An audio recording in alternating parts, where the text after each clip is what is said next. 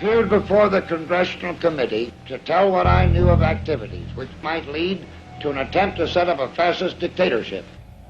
The potential for the disastrous rise of misplaced power exists and will persist. The very word secrecy is repugnant in a free and open society.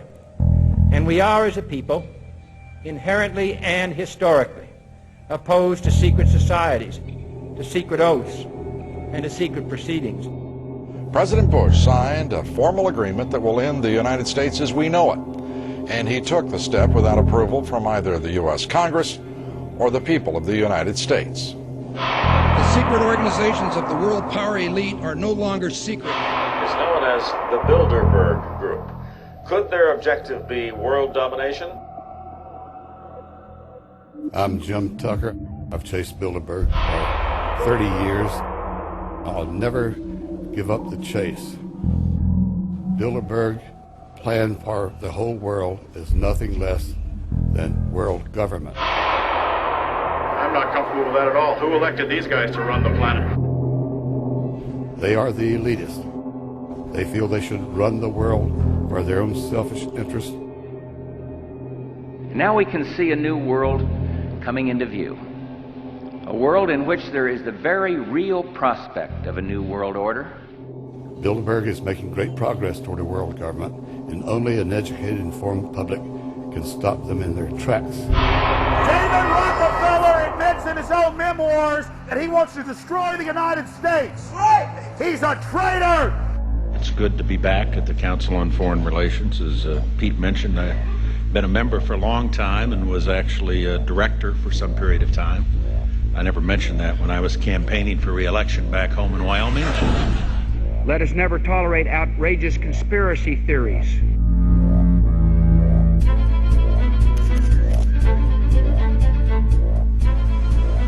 I need you to move off the property, please. Some shots were fired.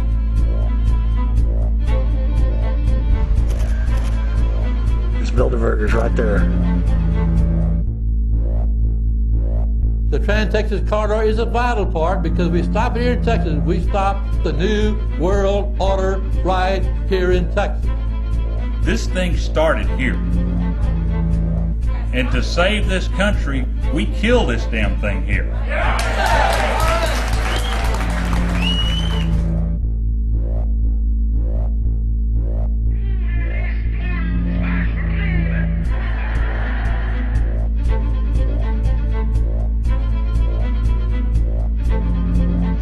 There is a chance for the President of the United States to carry out a phrase his father used, and that is a new world order. Your new world order will fall. Humanity will defeat you. The answer to 1984 is 1776.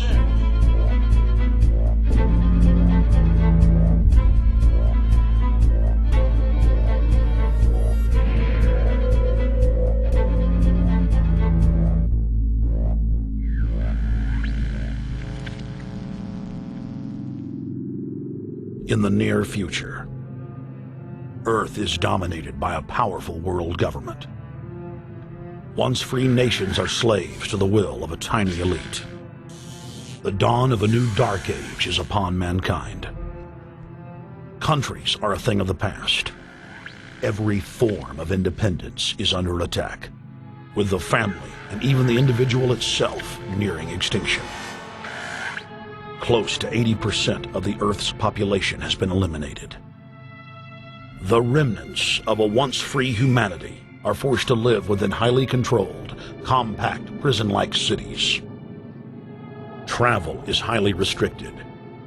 Superhighways connect the megacities and keep the population from entering into unauthorized zones.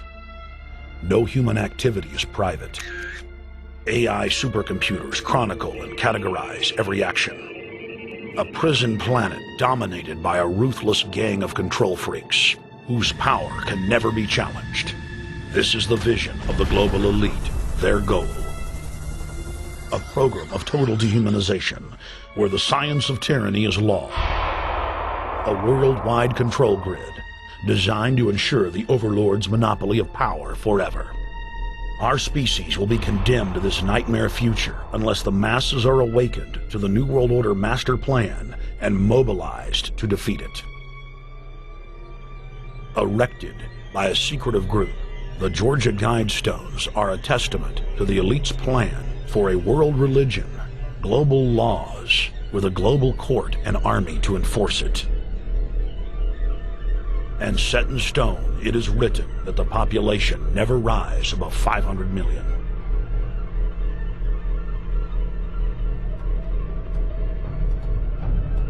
In this film, you will learn how our world is truly governed.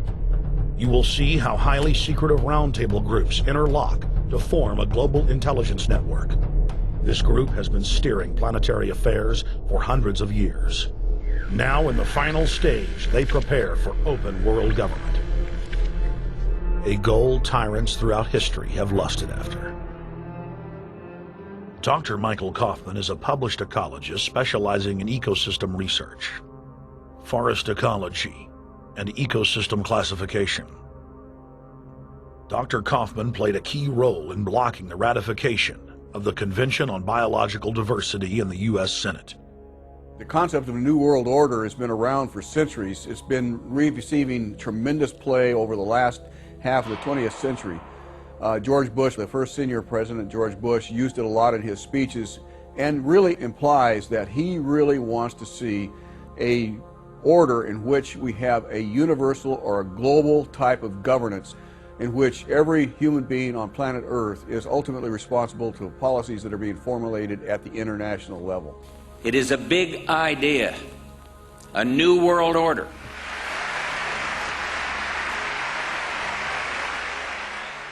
President Bush said that the New World Order was in tune, and that's what they were working for. The UN is part of that government. They're working right now very significantly for a North American Union. That's why there's a lot of people in Washington that don't care too much about our borders. They have a philosophical belief that national sovereignty is not important. It's also the reason I have made very strong suggestion that we need not be in the United Nations for our national security. It's really always the same. You go back throughout all of history, the Roman Empire, the Soviet Union, Hitler during the Nazism was always saying that it's going to create the utopia for the average person, when in fact, history always shows that it does exactly the opposite. Conquest and empire is as old as civilization. Babylon, Egypt, and Greece. They all built empires in an attempt to rule the world. The Roman system at its peak dominated the known world. Complex governmental systems were developed to control diverse populations. During the period between the 15th and 19th century, new empires emerged and again waged war for supremacy. The nobility, as well as the thriving merchant class, were financed by a handful of private banks. Many of the great money houses would hedge their bets and finance both sides of a war. Sophisticated intelligence-gathering networks gave the financiers a clear edge over the governments they were slowly gaining control of. On the 18th of June, 1815, agents of the British arm of the Rothschild family looked on as Emperor Napoleon Bonaparte fought desperately to save his army from the jaws of a British-Prussian pincer attack. A Rothschild agent was able to get the news of Napoleon's defeat at the hands of Lord Wellington to Nathan Rothschild, a full 20 hours before the news reached London. Nathan, the head of the British arm of the Rothschild family, put out the rumor to the London Stock Exchange that Napoleon had won the war. Stocks plunged by 98%, and Rothschild was then able to buy up the entire British economy for pennies on the pound. When the news of Napoleon's defeat finally arrived, stocks soared. Britain was now the undisputed ruler of Europe, and Rothschild ruled England. The already dominant British Empire grew even more aggressive. Her troops and bureaucracy spread across the globe. The sun never set on Britannia's holdings. The banking cartel funded, in fact, since about 1800, they have funded both sides of almost every war. And of course, they're getting the interest off of the loans that they've given the various governments and the wars that they have actually helped stimulate and create. By 1900, Germany was a rising force and a leader of the Industrial Revolution. World War I, for instance, there was absolutely no reason to have World War I, except that it was an ideal opportunity for the banking cartel to make a pile of money by funding both sides of that particular war. On June 28, 1914, the heir to the Austrian-Hungarian throne, Archduke Franz Ferdinand, was assassinated while traveling in a motorcade.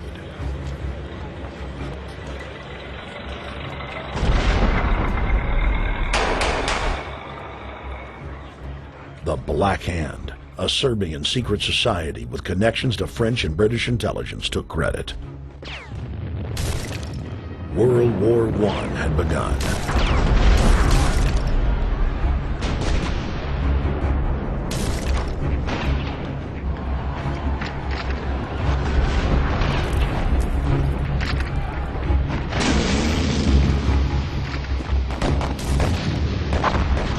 Armaments companies financed by Rothschild-controlled banks in Germany, France, England, and Austria bankrolled all the factions.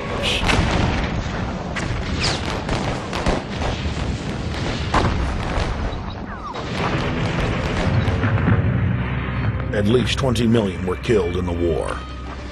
It was a conflict so terrible the people vowed to never fight again. They dubbed it the War to End All Wars. Question is, why did they want war? Well, first of all, is money and power. But secondly, they wanted to create the League of Nations. They had this in their plans all along, and as a consequence, once the war was over or about to be over, they began to formulate this idea of a League of Nations so this would never ever happen again. Hundreds of years of practice made the British experts at hiding their empire behind puppet governments and councils. In the name of stopping all future conflicts, they proposed that countries would join a League of Nations. Their true intention was for the League to serve as a framework for world government. President Woodrow Wilson, who had spearheaded the establishment of the private Federal Reserve System in the United States in 1913, strongly supported the establishment of the League of Nations. Woodrow Wilson was a very naive president. He was basically a college professor that was grafted into this whole system. The League convened in Paris in 1919, but many nations recognized it as a threat to their sovereignty and refused to join. Frustrated by the U.S. Congress blocking the League of Nations, British intelligence, with the help of the Rockefeller family, set up the Council on Foreign Relations in New York City in 1921. The Council recruited the best and brightest of American life to support the growth of the Anglo-American Empire. The CFR's stated mission is to abolish all nation-states in favor of an all-powerful world government administered by a tiny elite. By 1930, the promoters of world government had split into two interlocking camps: the Fabian Socialists centered in London, and the Fascist based in Italy and Germany. National Socialism will use its own revolution for establishing a new world order. Adolf Hitler. Supporters of the fascists in the United States and England believed that the military should be used to quickly transform the world into a new world order, while the more sophisticated practitioners of globalism stated that incrementalism was the sure path to world domination. Congressional Medal of Honor winner Major General Smedley Butler went public in 1934, exposing an attempt by the robber barons to launch a military overthrow of the United States. The war hero testified to the McCormick-Dickstein Committee in Congress that some of the most powerful men in America had tried to recruit him to lead a military coup so they could set up National Socialism in the United States.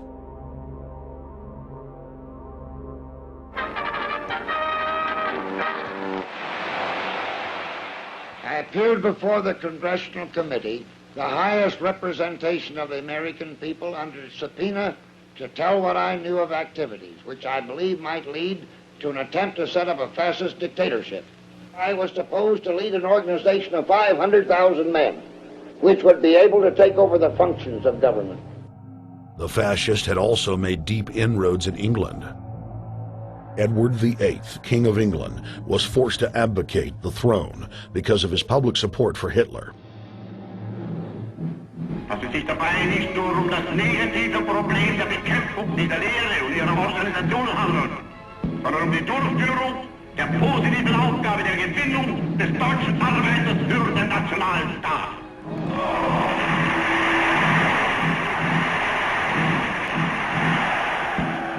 Though the German-led fascist camp was strong, the Fabian Socialist Bloc was able to maintain control of the U.S., Russia, and England.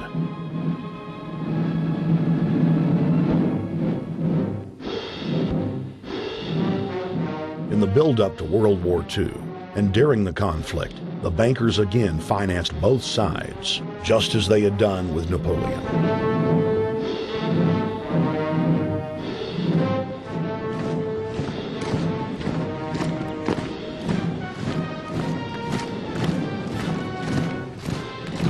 With the rise and fall of the Third Reich, Europe lay in ruins.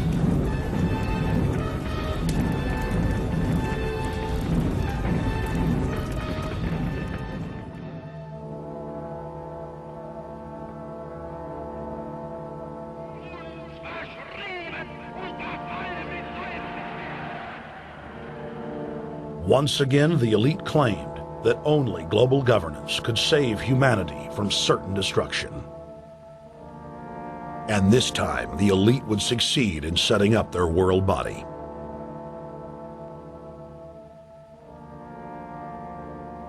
In April of 1945, at the Presidio Naval Base in San Francisco, the United Nations was founded by the victors of World War II. The United Nations complex was then built in New York City on land donated by John D. Rockefeller. Shortly after the elite established the United Nations as their base in the United States, the newly formed World Council quickly began work on the next phase in their plan, the incremental formation of continental superstates. The first step in their trilateral plan was the creation of the European Union. Unifying Europe had been tried many times and was extremely unpopular. Where Napoleon and Hitler had failed to accomplish their goals using force, the globalists would succeed using stealth. The British spearheaded the formation of the Council of Europe on May 5, 1949. The Treaty of London claimed to only establish trade ties between European nations, like NAFTA or GATT in North America. Its true intention was the formation of a European superstate.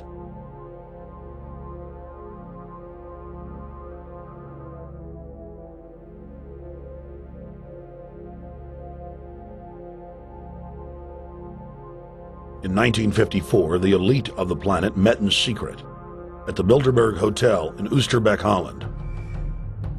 The Bilderberg Group would later admit that their mission was the formation of the EU. Once the EU was established, under the guise of trade deals, a North American Union and Asian Union would be formed. The three interlocking superstates formed the core of the global government, while the United Nations would serve as a world regulatory and enforcement body over the Third World subregions. The Bilderberg Group consists of the heads of all of the managing roundtable groups that steer individual countries. Picture the elite power structure of the world as a giant pyramid, with only the elite of the elite at the tip top of the capstone. The group has been so secretive that until the mid-1980s, the controlled corporate media denied its existence. Into the late 1990s, coverage only consisted of rare one-line mentions.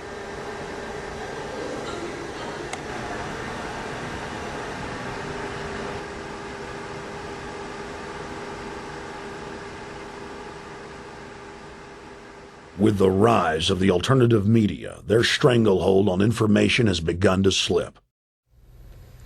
On the outskirts of the national capital today, black limousines with darkened windows converged on a hotel where private security guards imposed ironclad control. The limos carried royalty, political power brokers, and industrial titans to a secret meeting that will last all weekend. It's known as the Bilderberg Group. Could their objective be world domination? Every 4 years, Bilderberg meets in North America, and in June of 2006, we decided to travel to Ottawa, the capital of Canada. The site of Bilderberg.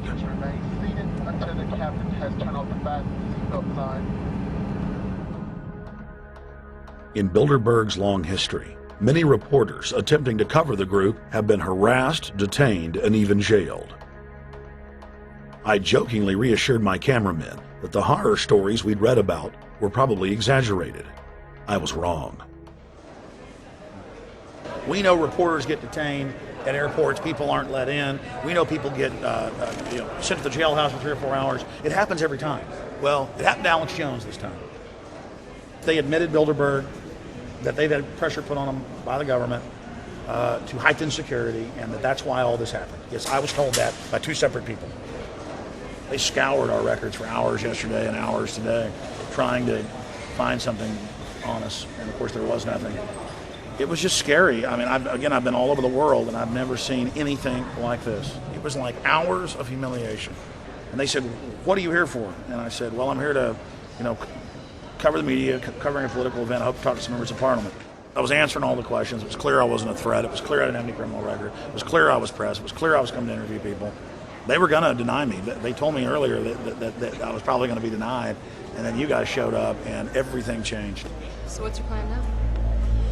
My plan is to go out and try to interview Jim Tucker, try to go down to the Bilderberg Group and maybe catch some of them still arriving, and try to still make a documentary.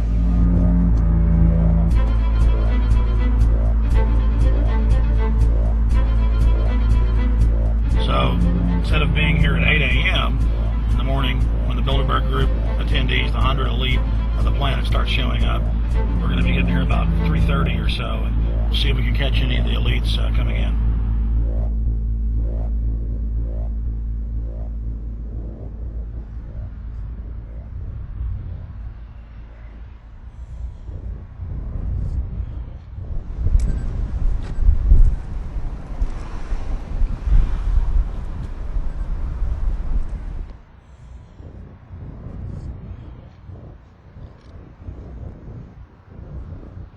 What do you think's on the agenda for this edition of the Bilderberg Society's annual meeting? They're debating the attack on Iran. They're talking about how to take out Hugo Chavez. They're talking about how to get their American Union in that destroys Canadian, U.S., and Mexican sovereignty. So we're talking about the death of Canada is what's happening in there right now. The death of your sovereignty is happening in there right now. CNN has even reported that these individuals have put out the policy reports through the Council on Foreign Relations that writes their scholarly white papers to end the United States, to end Canada, and to end Mexico. About 10 have come in. They've been coming in slowly in typically big black cars with what appears to be bulletproof glass, and we've got a few pictures of some of the people. We're being kept well back from the building by an awful lot of security people, but there'll be more security as this thing develops. Again, just a reminder to stay off the property, okay? I am. This is the line. We checked with the city. Thank you. How you doing? Yeah. Okay. Boston. Is the ex-president of Ireland? Maybe? Okay. Danny will know. I came here from upstate New York. I booked a room way in advance. When I checked in at 10 o'clock at night, they told me I had to be out at 8:30 in the morning. And so, of course, I complied to what they wanted. I wasn't happy about it because I had been tired. I drove quite a long way. Then I went down to have something to eat, and I just saw a bunch of security here, and I was wondering what was going on, and I asked questions. And they said they were having a wedding or they were having some sort of reception. So I decided to ask a couple more questions because I thought it was kind of weird. And then I saw them from my hotel window. They were in the back with flashlights looking at the trees, looking up through the trees, and they were also in front of the hotel, combing. It looked like combing the hotel. So I kind of was wondering what was going on, and I left. I got up this morning, I checked out, and then the fellow that I spoke with, the last fellow I spoke with, said, well, you'll know all about it in the newspaper. Well, I didn't have to wait because there was a group of people out here telling me everything that was going on. They're not fooling anybody any longer when you've got this many cops, you know, and detaining Alex Jones at the border.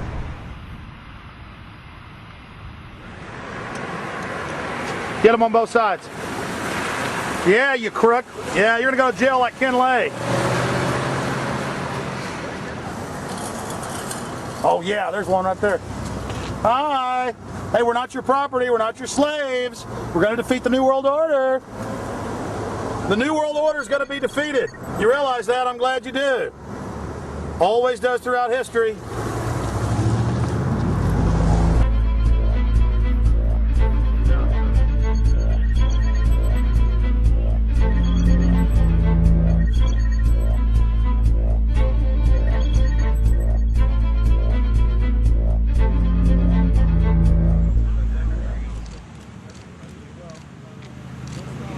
The boss. Boss is leaving. Etienne Davignon is the honorary chairman of the Bilderberg Group, as well as the head of its steering committee. The committee he heads selects and invites each year's attendees. In the last decade, the list of attendees has been leaked to reporters by moles on the inside. Veteran newspaper reporter Jim Tucker has been covering the Bilderberg meetings for over 30 years and has physically attended more than 20.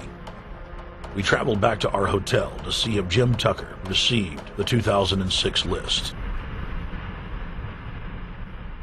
First heard about Bilderberg in 1975, and I said, I don't believe it.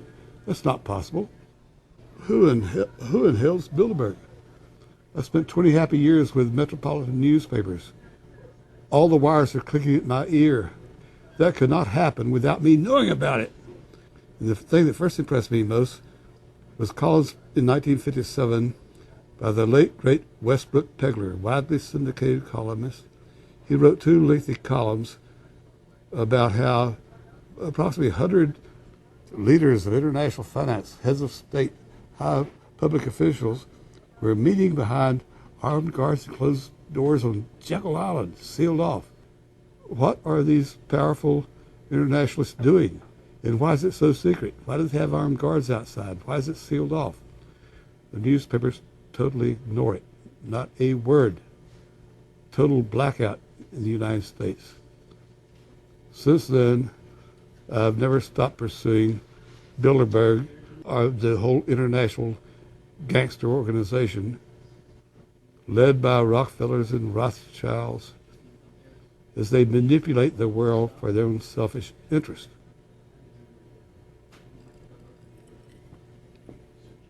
Jim, you've been waiting on the list. You normally get it on the first day.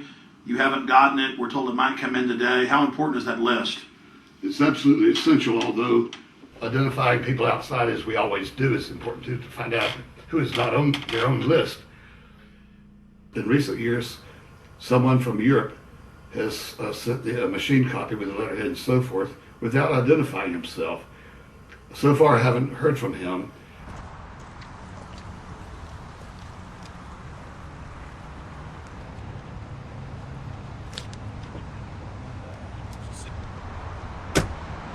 Well, Bilderberg assumed that name in 1954 at their first meeting as Bilderberg at the Bilderberg Hotel. It's a little bit like Shakespeare's As You Like It. They say to Shakespeare, what do you want to call this book? And he says, As You Like It, meaning whatever you want to call it. And they thought it was dictation, so one of his plays is called As You Like It, and the title has nothing to do with the play. So that's how the Bilderberg came by their name. Now, they had been meeting for half a century. The moneyed class had been meeting But they decide they have to meet systematically every year, well planned in advance, in addition to maybe other smaller meetings throughout the year. Sure this is the right turn, Jim?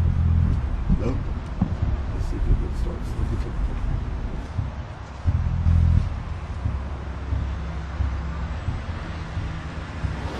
This is the global government. They are setting the world agenda.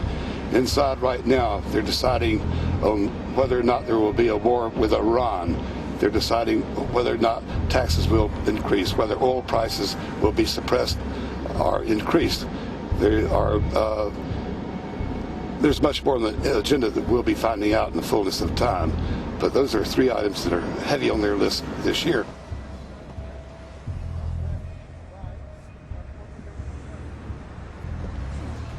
This is Jim Tucker, ladies and gentlemen. 27 years covering these crooks. Tucker, pleasure to meet you. The media said he was crazy, it didn't exist. Now we forced him. 120 of the world's most powerful men, heads of state from Europe, high officials of the United States government, Treasury, White House, state, defense. They're setting the world agenda now. The reason they want secrecy is because they're doing evil. Evil is done under the cover of darkness. Good works are done in the sunshine.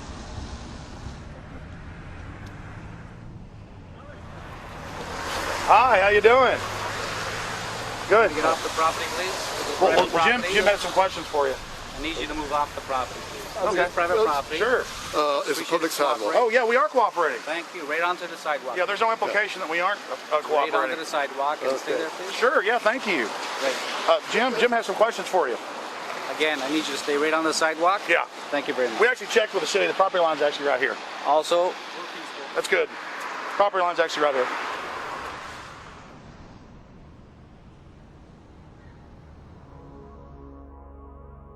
We are on the verge of a global transformation. All we need is the right major crisis, and the nations will accept the New World Order. David Rockefeller. It's David Rockefeller and the Coran Black at the beyond the hotel, and they had no bodyguards.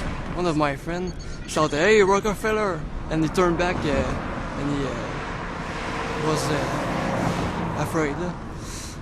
My name's Renee. I'm from Manitoba. Drove about 26 hours to get here, just to show that I'm against the Bilderbergers, just to fight for my freedoms, fight for my rights, make sure that my children can grow up in a free country. My name is Daniel Estrela, and I've been doing this for the last 15 years. I'm from Canada. I'm very proud of my country because, as you can see, there are a lot of people covering the Bilderberg conference. Last year, it took me 14 and a half hours to get to Munich.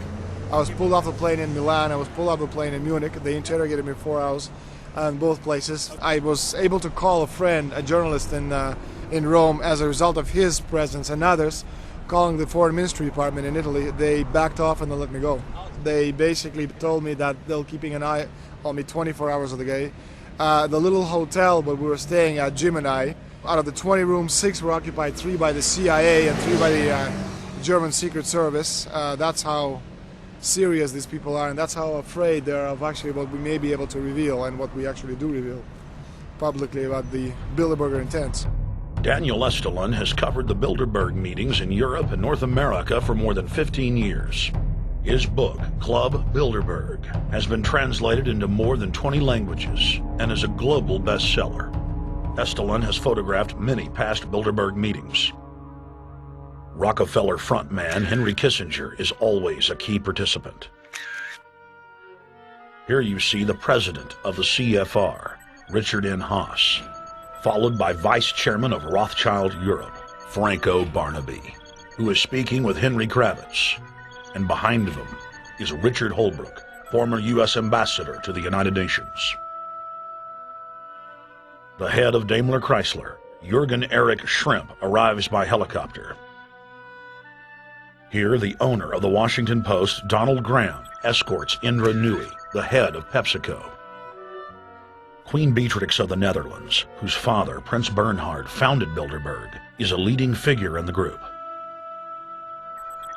Of course, globalist kingpin David Rockefeller, seen here with his bodyguard, James Ford, always attends. The then newly appointed World Bank chief Paul Wolfowitz is photographed at Bilderberg 2005. It has been reported that Wolfowitz had attended previous meetings while still the Deputy Secretary of Defense, a violation of the Logan Act. Under the Logan Act, it is a felony offense for any member of the federal or state government to meet with members of a foreign government without the express authority and authorization of the President or Congress.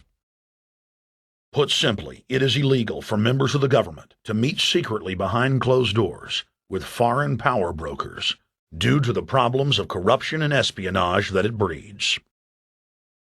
For this reason, many prominent politicians attend, but their names do not appear on the official list.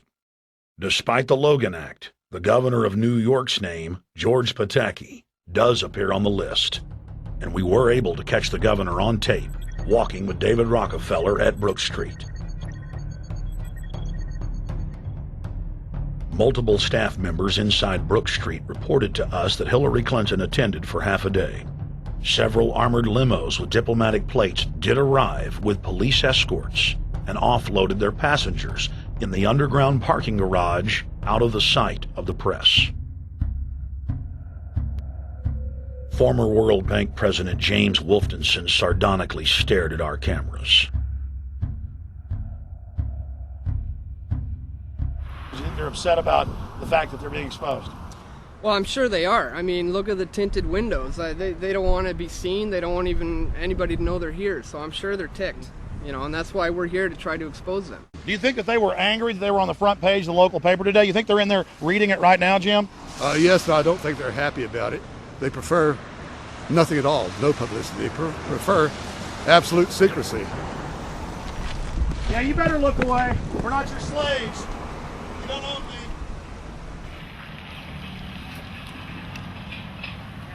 Did you get a list of the attendees and everything, or not? No, I've asked for one under a slight variation of my name, and I don't know if I'll get it or not. Also, it could happen today. For the last 3 years, I get back to the hotel. And there's a copy there waiting for you.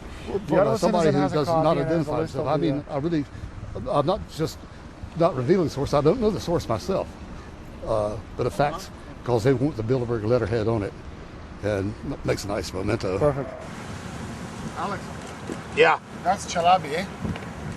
You think Chalabi? No, I don't think. I know. It looked like Chalabi. I knew it was a fat guy. Yeah. That was Ahmed Chalabi? Yeah. Oh my God. Then they're really going to attack Iran.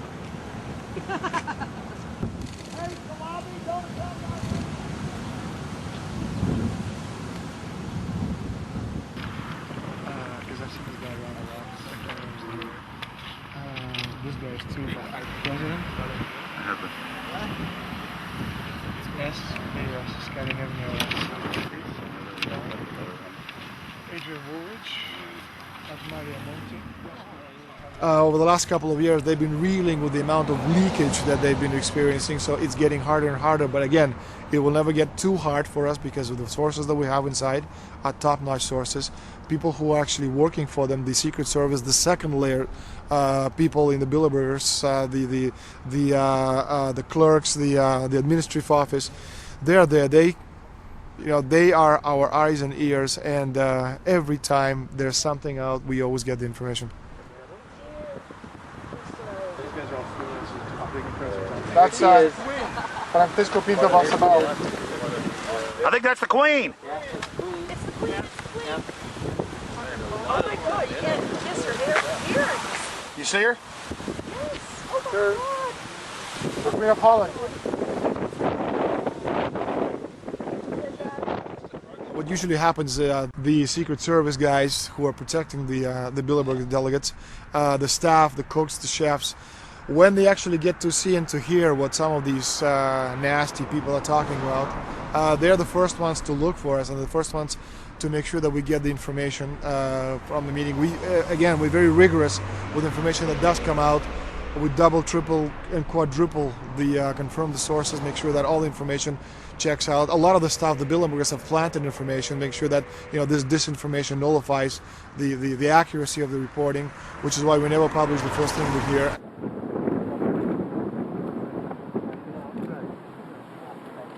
Oh. I'm the guy who came here to arrest you. That looks like Rockefeller. The decisions that these people take, again, they not only decisions affect the business community, they affect politics, business, environment, across the entire spectrum. And these decisions are made and taken by a very elite group of people behind closed doors this year at the Brook Street Hotel. We are not privy to these decisions. We're not allowed to know what they're talking about. But we'll definitely feel the consequences of these decisions over the next 12 months when events which apparently by accident seem to happen, in fact, have been planned right here this year at Brook Street Hotel between 8th and 11th of June. What does it do when you get 120 of the most powerful people in the world getting together to have meetings with government officials? I mean, that's amazing. Well, it is. This is what I mean, is that they're planning the corporate agenda. They're not planning the democratic human journey agenda, in my opinion. Mussolini had a definition, is when the interests of the corporation take completely over from all other interests, and that's fascism. He said it should probably be called corporatism. Well, call it corporatism, call it fascism, call it neo-lib, neo-con. There's a whole variety of political words, depending on which side of the stripe you come from, to start with, which describes the thing. But what they are describing is the complete end of democracy, the end of what matters to people, the end of what happens to the human journey. And for that reason, I think this is revolting. Ladies and gentlemen, we're here in Canada today to stand up against the Bilderberg Group that is attempting to get rid of the sovereignty of the United States. The truth of your world government has now been exposed. We know you are ruthless. We know you are evil. To David Rockefeller, to the Rothschild representatives here, to the Queen of the Netherlands, to all of you, we tell you, you are not our queens. You are not our kings. You are not our gods. We do not belong to you. We are not your slaves. We stand as free humans, have stood since the beginning of time against the strong men, against the thugs, against the bullies. We will defeat your world government. We will defeat world taxation. We will defeat your control grid. God is on our side. I stand before the creator of the universe, and I ask the creator of the universe, as our founding fathers did in 1776, to lead, guide, and direct us, and to give us the power and the foresight and the understanding and the will to stand against your entire agenda, including your final plan of world population reduction of 80% that Henry Kissinger penned in 1973. Why do you put mercury in the vaccines, sodium fluoride in the water? Why? Why do you put cancer viruses in the vaccines? Why have you used depleted uranium now in 4 separate nations? You're arrogant. You have the sickness that elites have had throughout history in their literal and, in some cases, figurative ivory towers. You believe that you're invincible. You will and you are failing now. Your New World Order will fall. Humanity will defeat you. The answer to 1984 is 1776.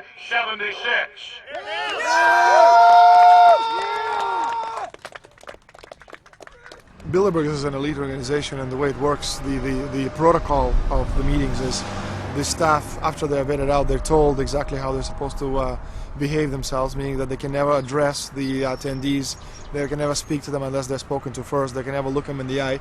They have to approach them from the right side, the people who are right-handed, and from the left side, the people who are left-handed. They can never look them straight on.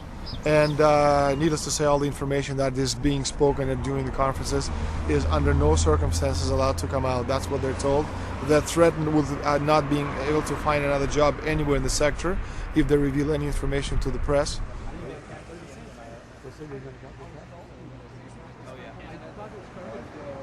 Richard Holbrooke? Ambassador Richard Holbrooke thought the peasantry wouldn't recognize him if he took a stroll off the grounds of Brook Street.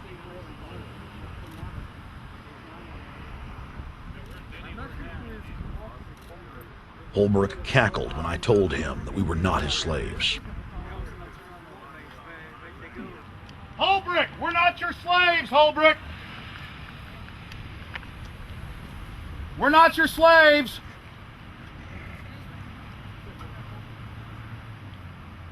Holbrooke, we don't belong to you. We're not your property. Get back on the sidewalk. We're free humanity! Yeah, there he goes. Coward. They love it.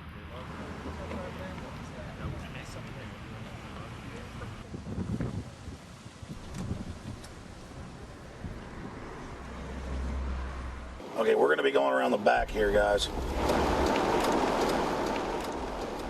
Hey guys, how you doing?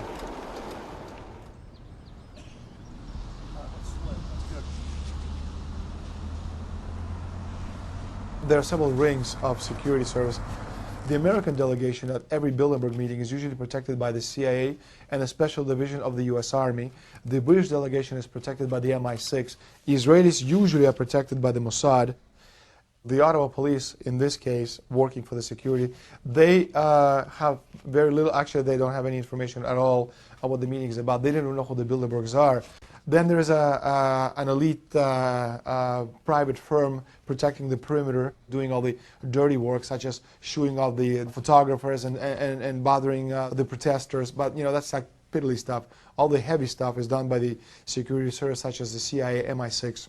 Some years ago, my legs were a little bit stronger than they are now, and I'd crept over a fence under cover of darkness and approached. The cops started yelling and pointing at me, so I ran with speed I didn't know I still had, and some shots were fired, but they were far above my head. I mean, they were intimidating, but they were not really trying to kill me. Not when sharpshooters are fired far above, 20 feet above your head. Bilderberg was founded by David Rockefeller and the Rothschilds in Britain and Europe. They're still the main powers. Baron Evelyn D. Rothschild, a male, attended for many years. Rothschild is still represented. You'll see them on the list of participants. Somebody representing the Rothschild group. They are the main powers behind Bilderberg. The Dutch World Shell is part of the Queen's fortune. Of course, the Rockefellers have always had heavy oil interests. That was the original source of their old money from the old man. Jim just got the official Bilderberg letterhead list from his mole inside the Bilderberg group. Let's go look at it. Wall Street Journal.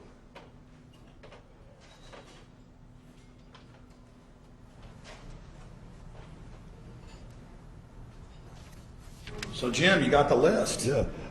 Did we identify Wolfowitz as being here because he's not on the list? No, we positively identified Wolfenson. Yeah, he's on the list. Yeah, there's Wolfenson right there, James Yep. Wolfenson. But aren't there always people who aren't listed? Yep.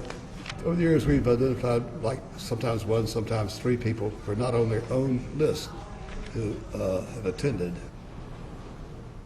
Now, I think what is very difficult for most people to understand is how such a small group of 125 men and a few women control a population base of 6 billion people. Actually, it's much easier than you think. These people work on what I call systemic methodology, meaning that you take a pie, just imagine you take an apple pie and you slice this apple pie into lots of very small pieces, and you put in front of each one of these pieces your men or women of trust.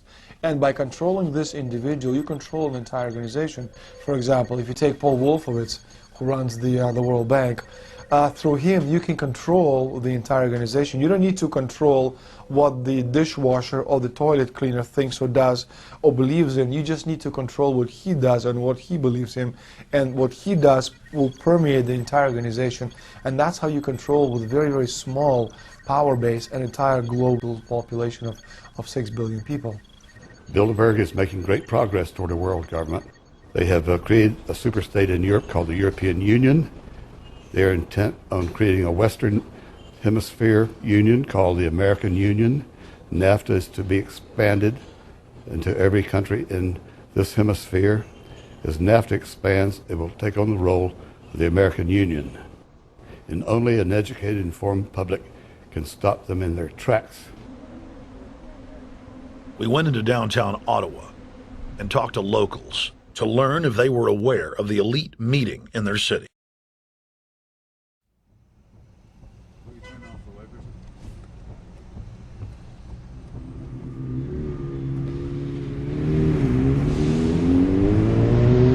Okay, guys, attention just for a second. I just need to tell you that a group just met here in Canada, and they're trying to get rid of your sovereignty, merging you with the U.S. and Mexico. See, it's not funny. I'm serious. And your news isn't going to tell you about this. This is deadly serious. So I'm just letting you know, and I'm telling you about it. As they say, they are the guys that run the world. They make the decisions for we, and we just carry it out. Sir, did you hear about the Bilderberg Group meeting here in town, the 120 most elite people in the world? No. Hey, did you know that the elite's meeting here in town right now? Have you heard about it? 120 crime bosses? None of you heard of it? None of you guys have heard of the Bilderberg Group? They're meeting right now. In the city, around 10% of the people were aware of the New World Order agenda. When we traveled to Parliament, close to half of the people we randomly spoke to were informed.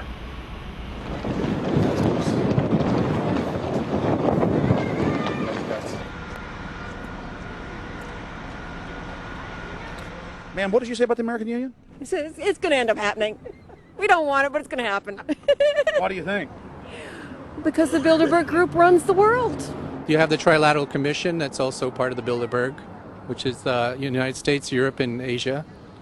But most of this is public knowledge. Nobody wants to believe that there are conspiracies, that world leaders are already elected before they're voted on. So here we know that Bernard Lord is part of the outer circle.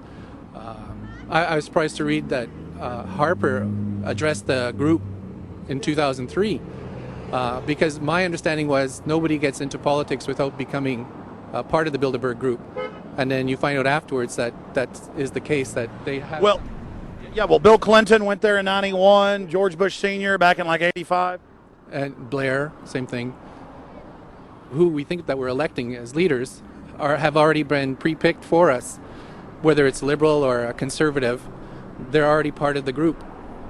They own all the horses in the race. They own the horses, and I understand that, for example, in the United States, it's a one-party system with two factions, though you think it's two different parties. Oh, it is, yeah. So it's like Bill Clinton constantly vacations with the Bushes, and they call him their son, and they actually staged all that in 92, and all that's come out. It's just all staged. They're not going to let trillions of dollars slip through their hands. The good news is people are waking up, though. When you read human history, when you study it, all you see is elites trying to dominate, subterfuge, Machiavellian backstabbing, and somehow in the last 50 years they convinced Westerners that the government's fine, can do no wrong, trust them. How did this happen? It's easy to lead sheep. I mean, people just follow. They don't want to believe these things will happen. No way. We'll just follow along with the norm. That's all. It's just makes it easier for everyone. What's your view on losing Canada's sovereignty? I like this country to stay as it is, and I love the United States to be there. Back in Austin, the capital of Texas, the public was frighteningly unaware of the nation's peril.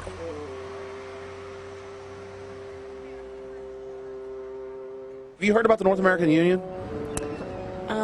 Not really, no. I don't watch TV. No, I haven't. Interesting. I was not aware of that. I don't know exactly what you mean, so... I don't think there's going to be a merger of the three nations. No, I have not. No. No, I didn't know this was happening, so... Yes, I have. Oh, you have heard about it? Yes. After that big rally the other day, don't know about it? I don't know about it. No, I have not. Have you heard of the European Union? I have, yes. Are you aware of the European Union? Oh, yeah, of course. Have you heard about the European Union? Heard about them. Do you know about the European Union? No. Europe, 15-member group expanding? A what? 15 nations of Europe merging in 2000. Whatever.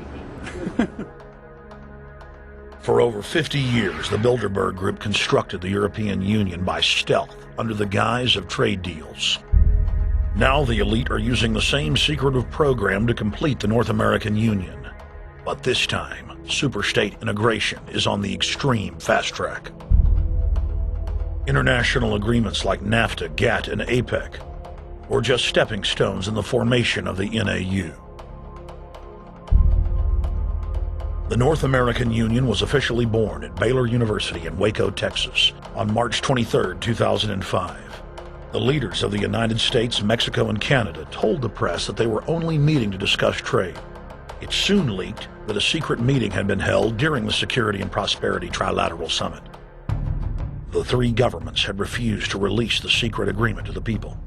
In September of 2006, their treasonous operation was blown wide open.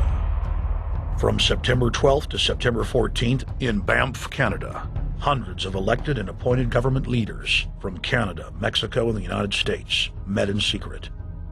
On the last day of the conference, someone inside the secret North American Union Forum leaked the agenda. The front pages of newspapers across Canada carried the story. The Judicial Watch Foundation submitted Freedom of Information Act requests to obtain the full agenda and minutes of the secret assembly. Many federal agencies refused, citing national security. The foundation finally succeeded and did receive thousands of pages of documents. The documents marked unclassified are the blueprints of a shadow government ruling by bureaucratic and executive fiat. The pages chronicle an already operating North American Union.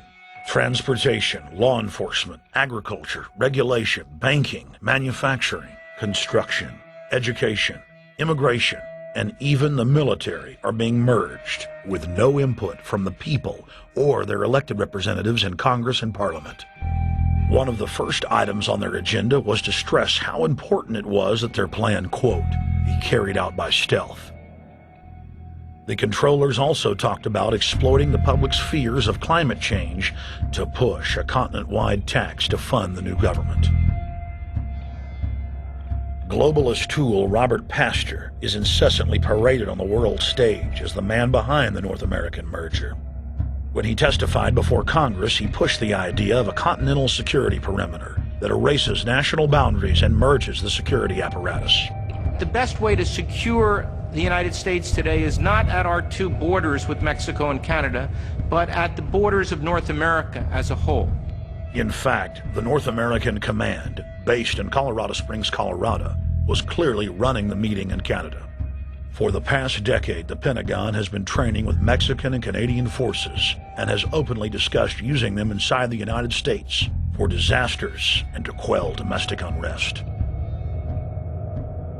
There are already over 100,000 non-U.S. citizens serving in the U.S. Armed Forces. The Pentagon is now expanding its recruiting centers in Mexico, the Philippines, and Eastern Europe. Big city police departments nationwide are lobbying to change laws so they can recruit non-citizens to join the police force. What we are witnessing is a Red Dawn scenario in slow motion. Tyrants throughout history have brought in foreigners to oppress their domestic populations.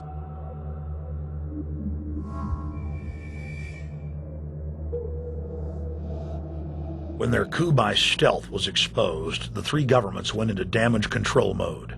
The Security and Prosperity Partnership quickly staged a show summit that was held in Ottawa, Canada in February of 2007. It is the only way that we can achieve security and prosperity for our people is through this cooperation. We actually occupy one physical space, the North America. We've also had a chance as foreign ministers to talk about how we cooperate in the region and indeed in the world. Protesters who were upset about losing their countries and freedoms were not tolerated. A couple of weeks ago, Al-Qaeda supposed.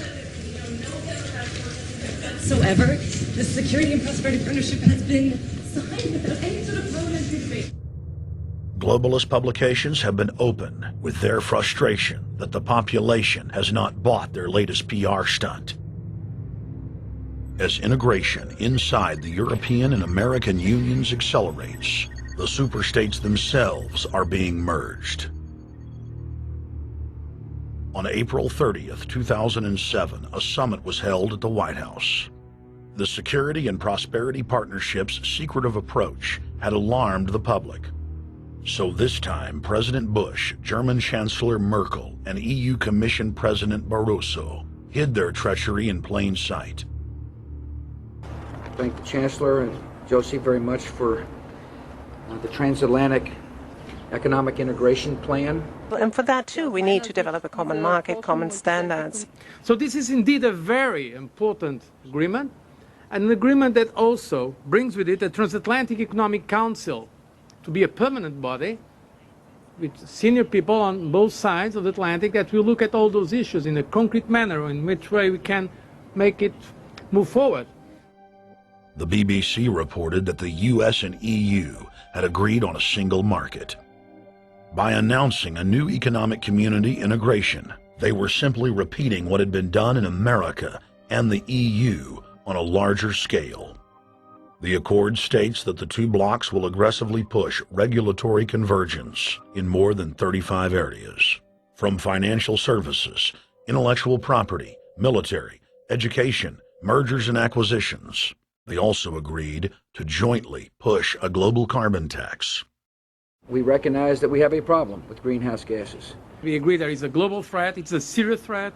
We agree there is the need to establish a limit to greenhouse gases. We need to discuss the possible pricing of CO2. How can we translate this into a market economic compatible scheme? We have agreed to establish a high-level group, a forum. This EU-US result is translated into the G8, debated together with the outreach countries, China, South Africa, Brazil, among others, and India. A global solution to a global problem. If Bilderberg succeeds, America falls. All the victimized countries lose their sovereignty. Bilderberg is not a person, it's not an idea, it's an ideal, a very powerful group of people working together and for the positions of ultimate and absolute power, destroying every constitution on earth, no matter how powerful the constitution of the nation is. That's what these people do. The African Union arose out of the African Economic Community, set up in the early 1980s. The African Union is financed by a consortium of international bodies, governments, and corporations. The African Union Army serves as an enforcement arm for the New World Order's exploitation of Africa. In Asia, APEC and ASEAN have announced plans to form the Asian Union, consisting of Asian and Pacific nations, having more than 3 billion people within its borders. APEC will become the Asian Pacific Union, and the world is to be divided into 3 great regions for the administrative convenience of the world government in which the UN is to evolve. As the unions form individually, they are simultaneously merged to form the first planetary government. They're trying to destroy every nation on earth which is trying to promote progress, because these people basically they are landowners. They don't need progress because they control the land. If you take the most powerful man in London, the people who belong to the Council and the Committee of 300, who belong to the Bilderbergers, the British royalty, the Guelphs, the black nobility of Venice and Genoa, these people they're landowners. The New World Order is the Old World Order. I mean, it's just the names have changed, the appearances have changed, but the concept hasn't changed. The idea is still to bring the men back, kicking and screaming back to the Middle Ages, post-industrial age world order. One of the things that is very shocking to most Americans is the fact that the United Nations Global Biodiversity Assessment, which came out in 1995, clearly shows that in order to protect planet Earth, we have to go back to a feudal system. They actually said that in the document. To craft a modern feudal society, the globalists are implementing a standardized North American Union ID card to track, trace, and control their serfs as they travel throughout the 3 regions of the NAU. Building on the massive displacement of humanity caused by globalization, the New World Order is rapidly constructing the physical infrastructure of the North American Union, the NAFTA Superhighway Control Grid. I'm Arthur Peterson, Colonel retired in the Army. I see things today that are happening that would make my friend who died in World War II turn over in their grave. To think that people would even consider confiscating land of farmers and ranchers and taking their homes away from them, to turn it over to a foreign company in Spain, which was controlled by Don Carlos, I understand, a notorious socialist, and they get the tolls on Texas land for 50 years. The proposed Trans-Texas corridor would be a patchwork of superhighways and railroads stretching 4,000 miles from the border of Mexico, cutting through Texas to Oklahoma. A lease has been signed that would make Texas Highway 121 a toll road. A private Spanish company won the bid to build and collect the tolls for the next 50 years. These deals with private companies are being negotiated largely in secret, and many state lawmakers are worried taxpayers are being sold down the road. Critics say it's a threat to our national security. It's part of a plan for a North American integration being carried out by government and corporate elites without congressional or voter approval.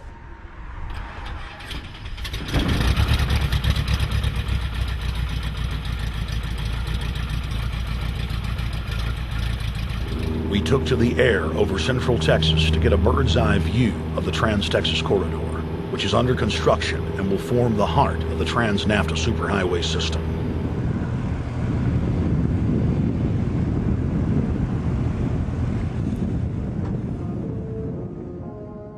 History repeats itself.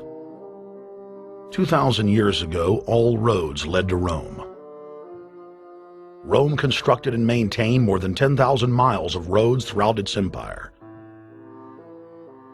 The roads were used to project Roman military power, to control commerce, and to bind the nations and peoples they ruled.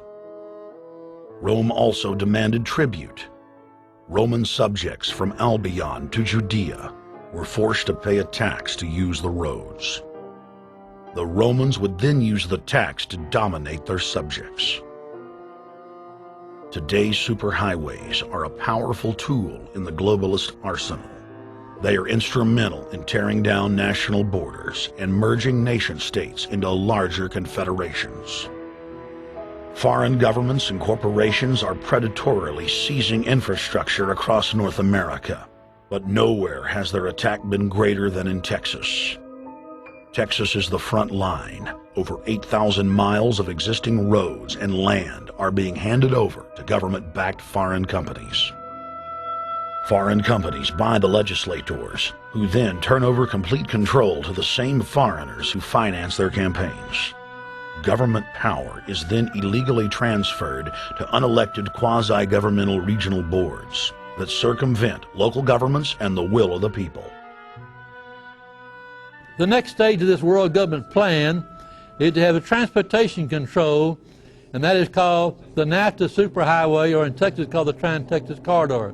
It confiscates 584,000 acres of land to be transferred into control of a Spanish company which will collect tolls in Texas for the next 50 years, and there's no limit in the amount of tolls that can be collected. More than 80 federal and state highways have been designated as international arteries. The I-35 NAFTA corridor starts deep inside Mexico and travels through the middle of the United States and ends in central Canada. Container ships from Asia dump their cargo on the Pacific side of Mexico.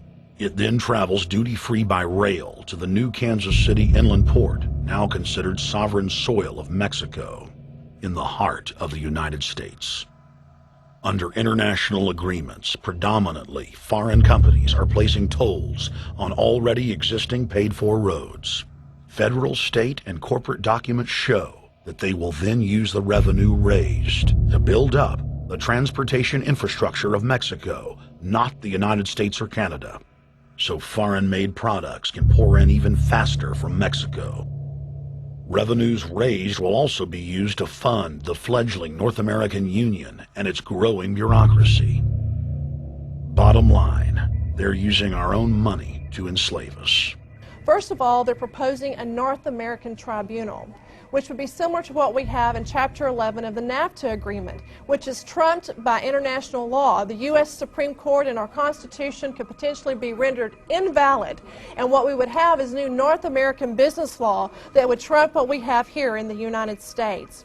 What is also interesting to note that the NAFTA headquarters is in Mexico and controls the United States trade and rules against the United States Congress, and no one seems to challenge it. It's very probable and probably inevitable that our right to bear arms would be challenged in a North American court. So this is just an example of what's happening and what's being proposed. We want to keep our trial by jury system. We want to keep our right to keep and bear arms. We want a system where we have a Supreme Court and not have a tribunal that will be superior to the Supreme Court. In 2005, Cintra, a Spanish-owned company, signed a secret agreement with the Texas Department of Transportation to erect toll roads on existing roads and to toll new roads that were completely paid for by tax dollars. There are people, believe it or not, in Texas who don't know what the Trans-Texas Corridor is. TTC 69, which they'll have the environmental hearing starting this spring on, runs through my part of the state. And there are people over there who have no idea what's fixing to come in their backyard. TxDOT, an unelected state agency, claimed that the agreement with the foreign company was even secret from the Texas legislature. When the truth came out, newspapers across the state called for heads to roll politically. Cintra's response was to have its Australian subsidiary make its first U.S. newspaper buy. Every newspaper they bought was along branches of the Trans-Texas Corridor and had been critical of the toll road plan. The cost of 40 or 50 newspapers is nothing compared to the profits that'll be made. Just Phase 1 alone of the state toll road plan is estimated to raise more than $200 billion in just the first 15 years. And Texas is only a small part of the global panorama. A combine of transnational companies is aggressively consolidating public finance infrastructure worldwide. And the same interests are erecting a world government according to their rules. A literal wonderland of corporate corruption, where governments simply act as vacuum cleaners, sucking up the wealth and resources of the middle class and transferring it to offshore bank accounts, leaving behind a cultural and economic wasteland of easily managed slaves. The whole purpose about the North American Free Trade Agreement is not about trade, it's about control. Control of people. CAFTA is even worse. Control of people. It's not about trade, it's subsidized trade with taxpayers' funds. This thing started here. And to save this country, we kill this damn thing here. To stop it here in Texas, we stop the New World Order right here in Texas. Polls consistently show that over 90% of the people are against the NAFTA highway systems and its toll roads. As the people learned of the threat, they got angry and took action. Our ranch is part of the original Spanish land grant, and I would love to not have to give it back to Spain.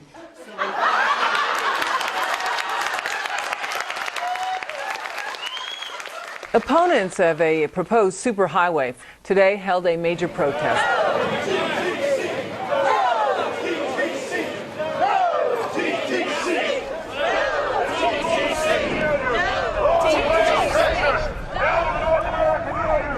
A majority of Texas counties have voted to resist the plan for a North American Union and have vowed to block the construction of its infrastructure.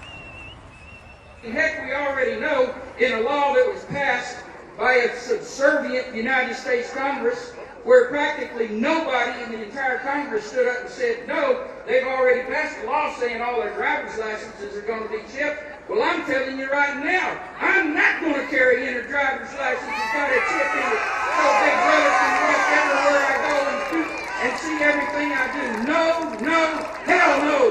No, all of it. No, no.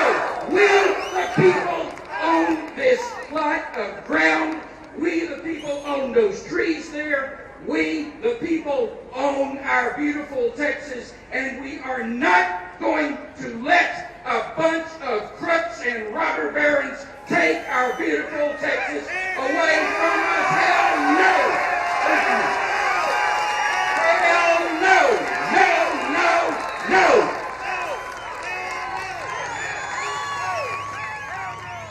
RFID tracker chips embedded in state inspection stickers and toll tags are already being used to track the population.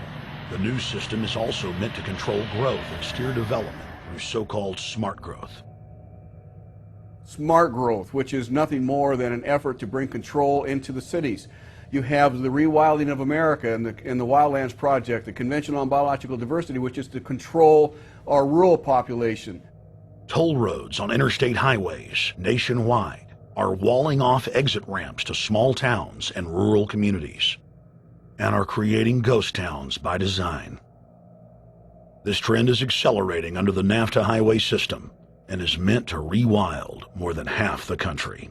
All of these things are designed to bring more and more control to bureaucracies rather than to the independent individual, the sovereign individual of this nation.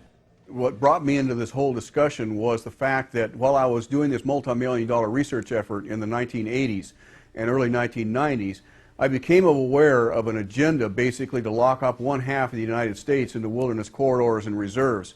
What's called the Wildlands Project, but it was also a key cornerstone of the United Nations Convention on Biological Diversity. It was during that study in which I began to realize that this was not an effort to protect the environment, but an effort to control you and I. They were dividing the United States up into little compartments in which they would rip out roads, which they would rip out whole communities and put them back in the wilderness. The federal highway system was designed by Pentagon war planners in the 1950s to serve as a rapid deployment conduit to move ground forces for the defense of the United States during invasion. The unconstitutional Northern Command is now using the highway system as a force projection matrix to dominate populations across the United States. Through federally funded emergency command centers, county and city governments are being quietly federalized nationwide. Billions of dollars per city is being spent to install millions of surveillance cameras. Every town and hamlet, no matter how small or remote, is surveilled. License plate reading software tracks Americans' movements wherever they go. New systems are being deployed that scan your face, read your lips, and analyze your walk. Under the Treasonous Military Commissions Act, American citizens can be secretly arrested, stripped of citizenship, flown to offshore torture camps, and secretly executed. Under Section 802 of the Patriot Act, all misdemeanors are considered terrorism. Federal police squads, called Viper teams, randomly force Americans to line up and show their papers. From the sidewalks of Miami to the subways of New York to the streets of Houston, Texas, citizens are being searched by heavily armed gangs of paramilitary police.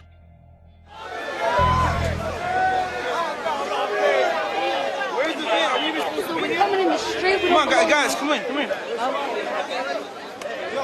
Yo, can you get that camera off of us, sir? Sir, can you get that United States First Amendment? All right, but you can get that camera. I'm saying get the camera out of my face. That's what I'm saying. You're on the streets of New York. So what does that mean? I'm saying get that camera out of my face. That's what I'm saying. It's a free country. Fuck wrong with It's a free country. Get this damn camera out of my face. Hey, this isn't Nazi Germany. There's no camera in your face. God. Hey, move to Russia, okay? Yo, Sarge. We can have cameras on the streets. I said get it out of my face. Your guy starts cussing at us out of the blue. I said get it out of my face. That's what I'm saying. It was never in your face.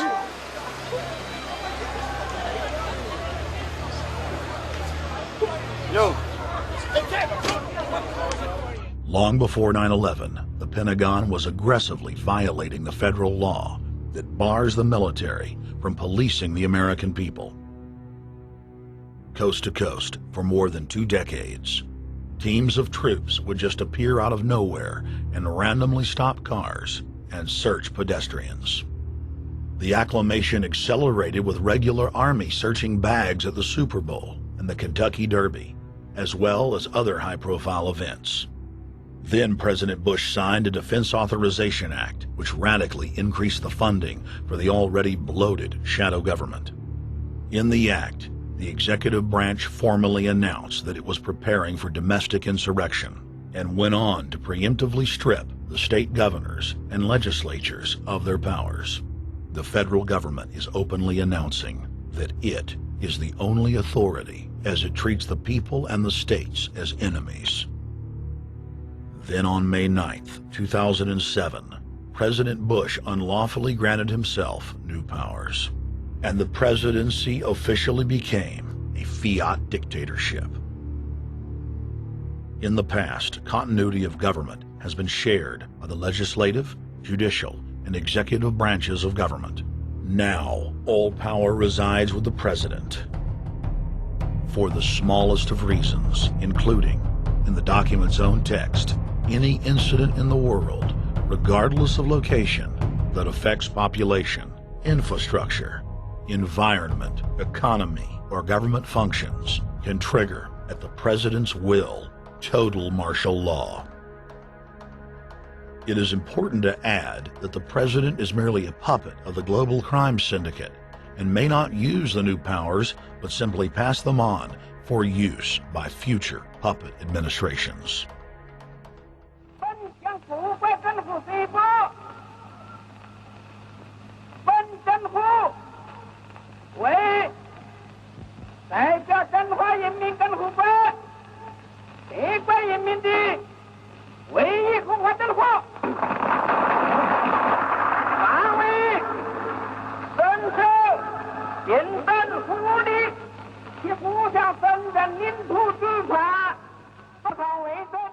Приобретена эта победа.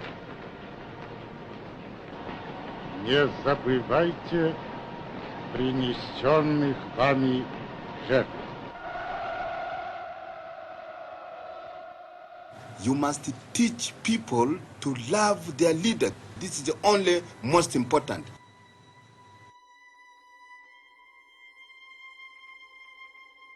Why don't we learn from the mistakes of our ancestors?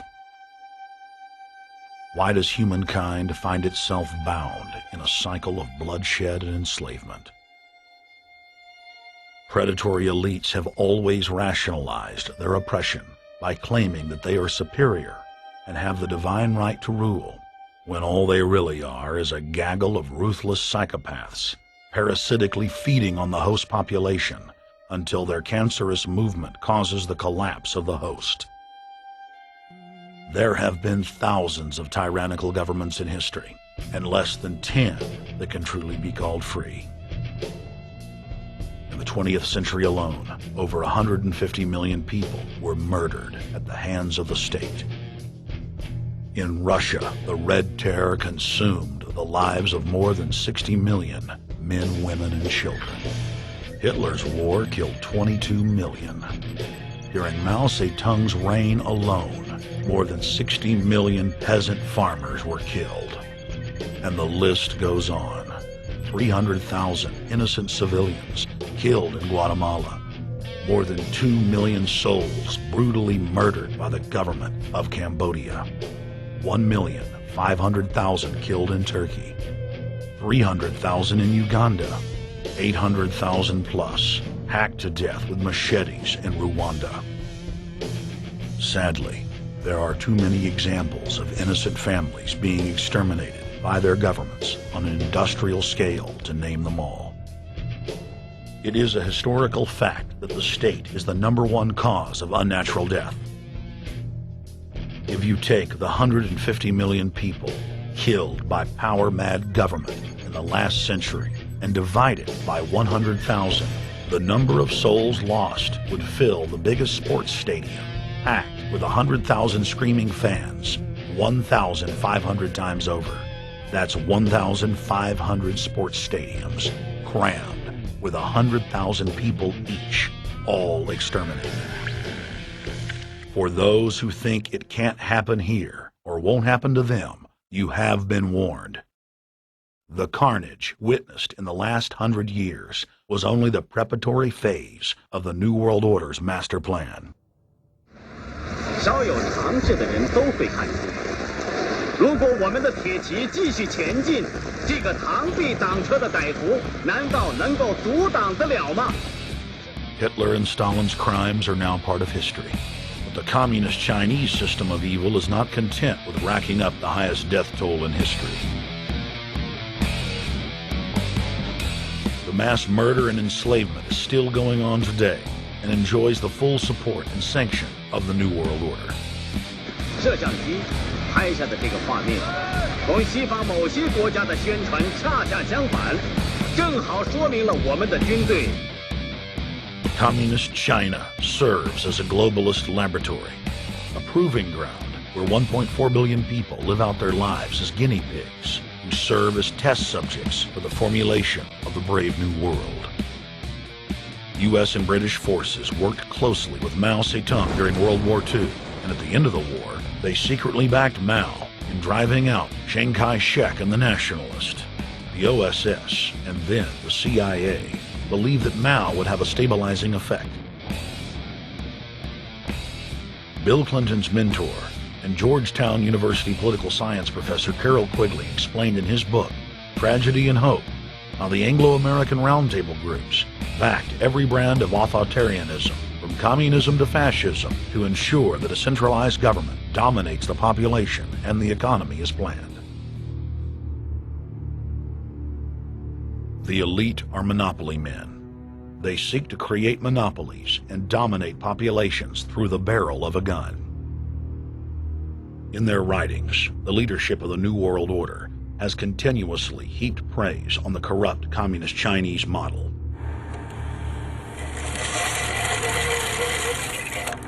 In August of 1973, in an article written by David Rockefeller for the New York Times, Rockefeller openly lauds and endorses Mao Zedong's actions, while celebrating their command and control system. Whatever the price of the Chinese Revolution, it has obviously succeeded not only in producing more efficient and dedicated administration, but also in fostering high morale and community of purpose. The social experiment in China under Chairman Mao's leadership is one of the most important and successful in history. David Rockefeller, New York Times, August 10, 1973. Communist China is the model planned society for the New World Order. China has received more United Nations awards for its policies and form of governance than any other nation. In the eyes of globalist planners, authoritarian China is the future. China adopted the dreaded one-child policy due to lobbying from a consortium of eugenics organizations, which includes Planned Parenthood and the United Nations. Couples that have more than one child face heavy fines and imprisonment. The practice of forced abortion in China, coupled with the cultural desire to have a male child, has plunged China into a deepening crisis where there are 30 million more men than women. The Chinese police state ruthlessly crushes all forms of dissent. Underground churches, Falun Gong practitioners, striking factory workers are all sent to forced labor camps. Their blood and tissue types are cataloged in preparation for organ harvesting.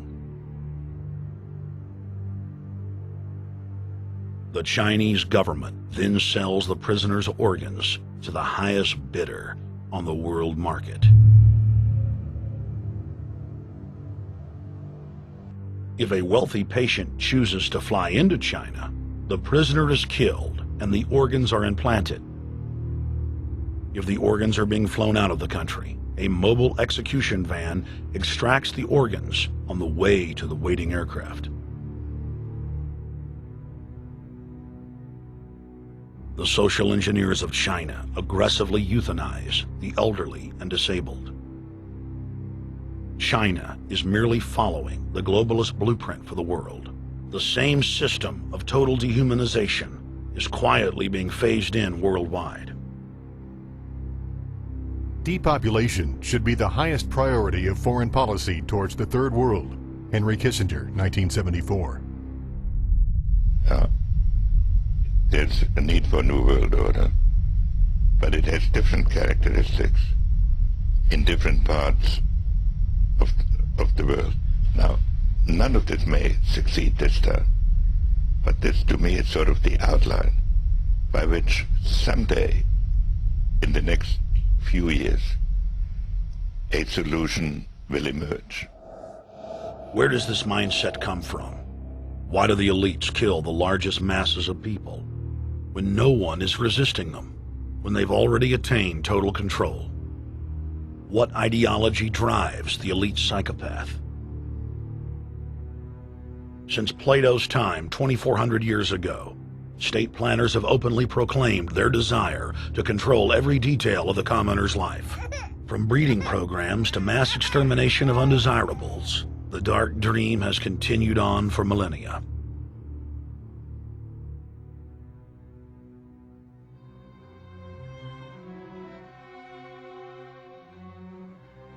The scientific rationale for tyranny has always been attractive to elites because it creates a convenient excuse for treating their fellow man as lower than animals.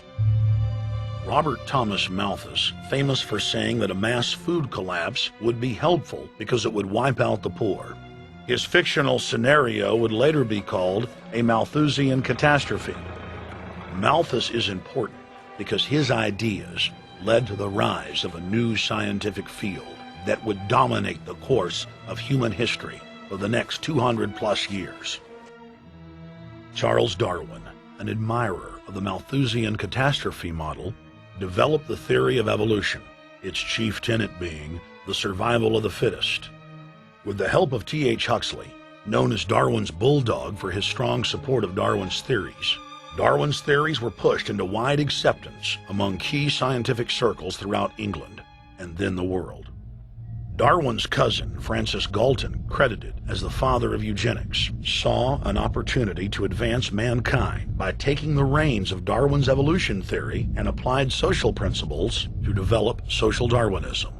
The families, Darwin, Galton, Huxley, and Wedgwood, were so obsessed with their new social design theory that they pledged their families would only breed with each other. They falsely predicted that within only a few generations, they would produce supermen. The emerging pseudoscience was only codifying the practice of inbreeding, already popular within elites for millennia. The four families experiment was a disaster. Within only 2 generations of inbreeding, close to 90% of their offspring either died at birth or were seriously mentally or physically handicapped. The moneyed class of the planet, and particularly the royal families of the world, who were already obsessed with breeding and filled with a predatory disdain for the underclass, seized on the new science and began aggressively enforcing its aims worldwide.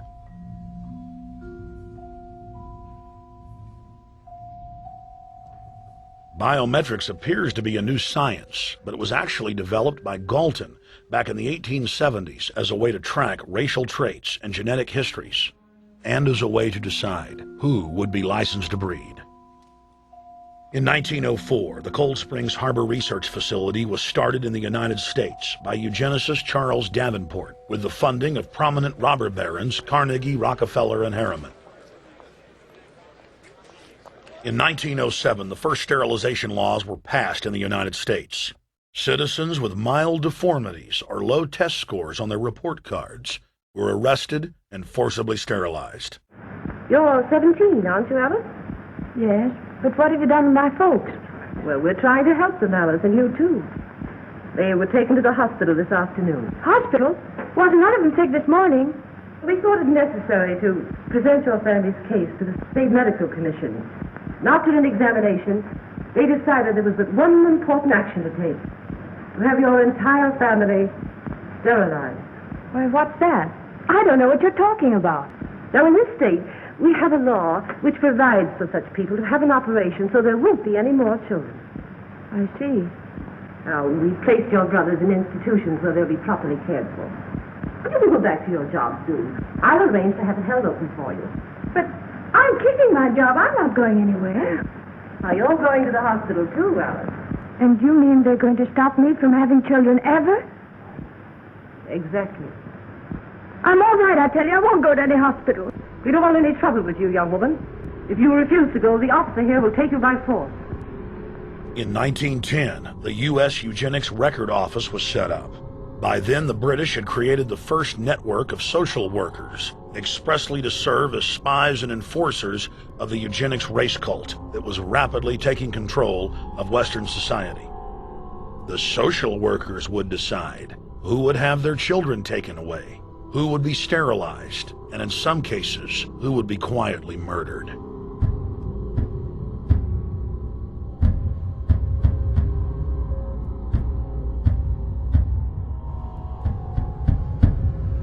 In 1911, the Rockefeller family exports eugenics to Germany by bankrolling the Kaiser Wilhelm Institute, which later would form a central pillar in the Third Reich. At the 1912 International Eugenics Conference in London, eugenics becomes an international craze and gains superstar status. The futurist and best-selling sci-fi author H.G. Wells had studied biology under top eugenicists and was spreading the new faith worldwide. In 1916, H.G. Wells' lover, Margaret Sanger, starts her promotion of eugenics in the United States. In 1923, Sanger receives massive funding from the Rockefeller family. Sanger wrote to fellow eugenicist Clarence J. Gamble that black leaders would need to be recruited to act as frontmen in sterilization programs directed against black communities. In 1924, Hitler pens Mein Kampf, or My Struggle, and credits U.S. eugenicists as his inspiration. Hitler even wrote a fan letter to American eugenicist and conservationist Madison Grant, calling his race-based book, The Passing of the Great Race, his Bible. Hitler developed the plan for mass extermination of the Jews and what he called other sub-races, as well as the handicapped from Grant. By 1927, eugenics hit the mainstream. The so-called science was aggressively pushed through contests at schools, churches, and at state fairs. Churches competed in contests with big cash prizes to see who could best implement eugenics into their sermons. Major denominations then tell Americans that Jesus is for eugenics. That same year in the United States, more than 25 states passed forced sterilization laws, and the Supreme Court ruled in favor of brutal sterilization policies. When Hitler came to power in 1933, one of his first acts was to pass national eugenics laws, modeled after laws in the United States.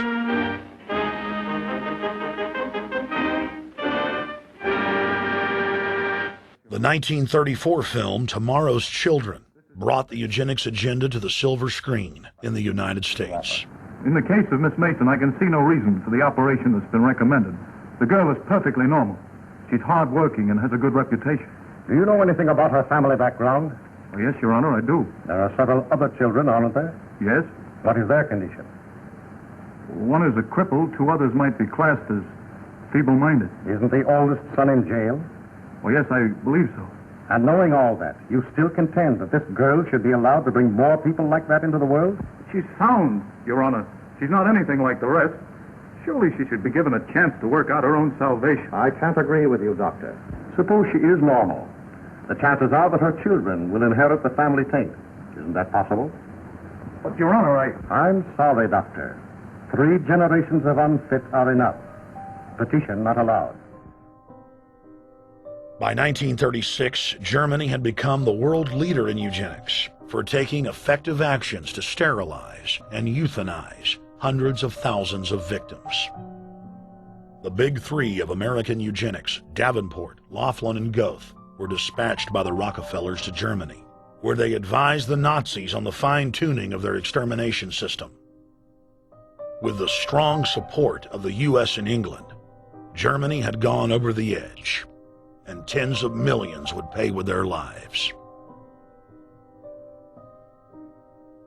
At the end of the war, the Allies protected from prosecution the very Nazi scientist that had tortured thousands of people to death.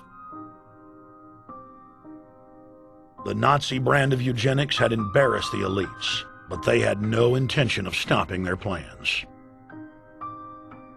The Allies literally fought with each other over who would get top Nazi eugenicist. It didn't matter if the SS doctors had tortured tens of thousands to death. They were free to go. The Angel of Death, Joseph Mengele, and his boss, Ottmar von Verscher, were not prosecuted, and von Verscher even continued his work in Germany after the war. Eugenicists were angry that their great work had been exposed. They then scrambled to camouflage their agenda. Eugenics Quarterly became Social Biology.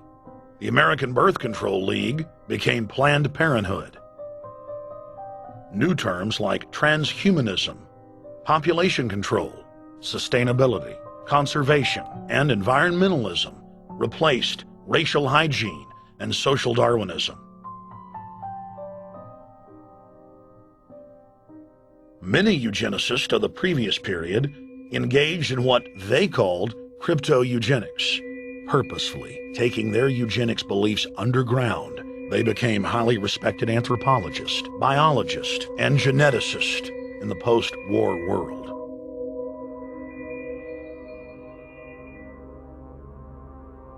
The Allies then smuggled thousands of Nazi scientists out of Germany and placed them in key scientific positions, ranging from bioweapons to rocketry throughout the military-industrial complex. The founder of IBM was a devout follower of Hitler. Thomas J. Watson had supplied his punch card computers and IBM technicians to the Nazis for use in the death camps. Tattoos on camp victims were IBM human identification numbers, which fed into the computers. IBM had used similar punch card systems as early as 1928 in a Jamaican race mixing study. The first real computers were literally invented by a eugenicist for eugenics.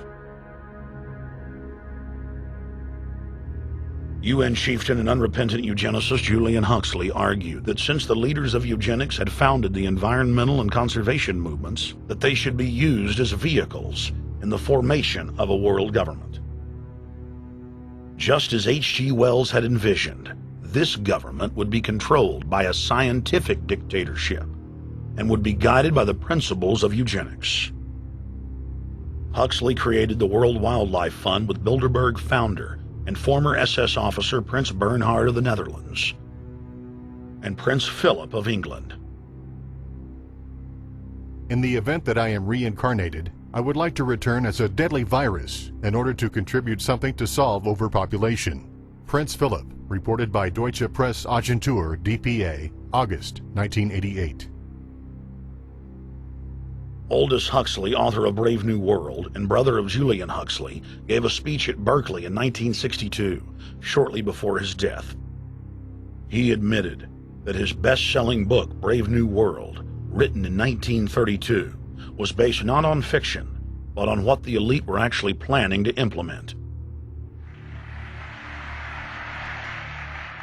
And here I would like briefly to compare the parable of Brave New World with another parable which was put forth more recently in George Orwell's book 1984. I'm inclined to think that the scientific dictatorships of the future, and I think there are going to be scientific dictatorships in many parts of the world, will be probably a good deal nearer to the Brave New World pattern than to the 1984 pattern. They will be a good deal nearer, not because of any humanitarian qualms in the scientific dictators, but simply because the Brave New World pattern is probably a good deal more efficient than the other. That if you can get people to consent to the state of affairs in which they are living, the state of servitude, the state of being, well, it seems to me that the nature of the ultimate revolution with which we are now faced is precisely this, that we are in process of developing a whole series of techniques which will enable the controlling oligarchy, who have always existed and presumably always will exist, to get people actually to love their servitude. People can be made to enjoy a state of affairs which, by any decent standard, they ought not to enjoy. And these methods, I think, are a real refinement on the older methods of terror, because they combine methods of terror with methods of acceptance. But then there are various other methods which one can think of. There is, for example, the pharmacological method. This was one of the things I talked about in Brave New World. And the result would be that I mean, you can imagine a euphoric which would make people thoroughly happy even in the most abominable circumstances. I mean, these things are possible.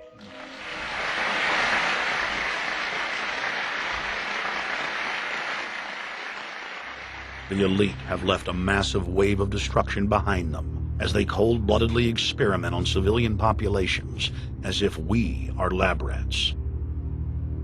A string of congressional investigations has uncovered more than 20,000 secret tests that were carried out against the American people between 1910 and 2000.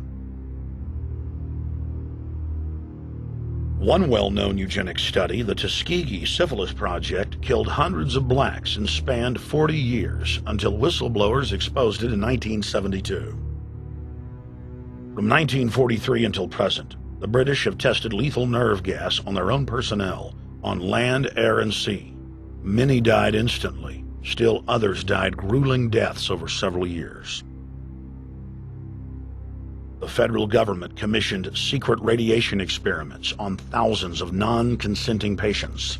Hundreds of hospitals in the U.S. injected healthy men, women, and children with uranium and plutonium at dosage levels ranging from non-therapeutic to lethal, killing many of the test subjects.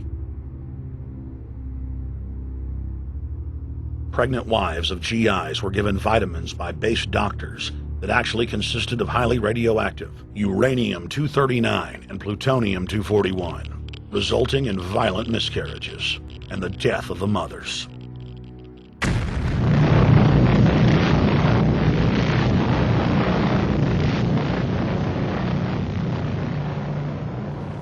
Soldiers, sailors, and Marines were used as guinea pigs in hundreds of atomic and hydrogen bomb tests. Patriotic Americans were radiated side by side with lab animals.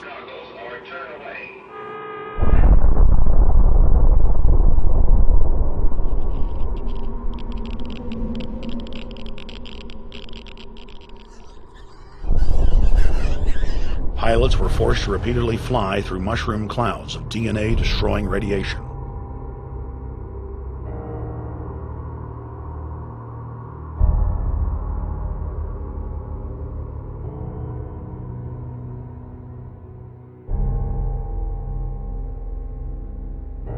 From 1951 to 1961, the U.S. Army paid Israel's health ministry 3 million lira to conduct radiation testing on Sephardic children that immigrated to Israel. The government-run public schools would tell the children that they were going to get a medical checkup and that they were receiving an X-ray.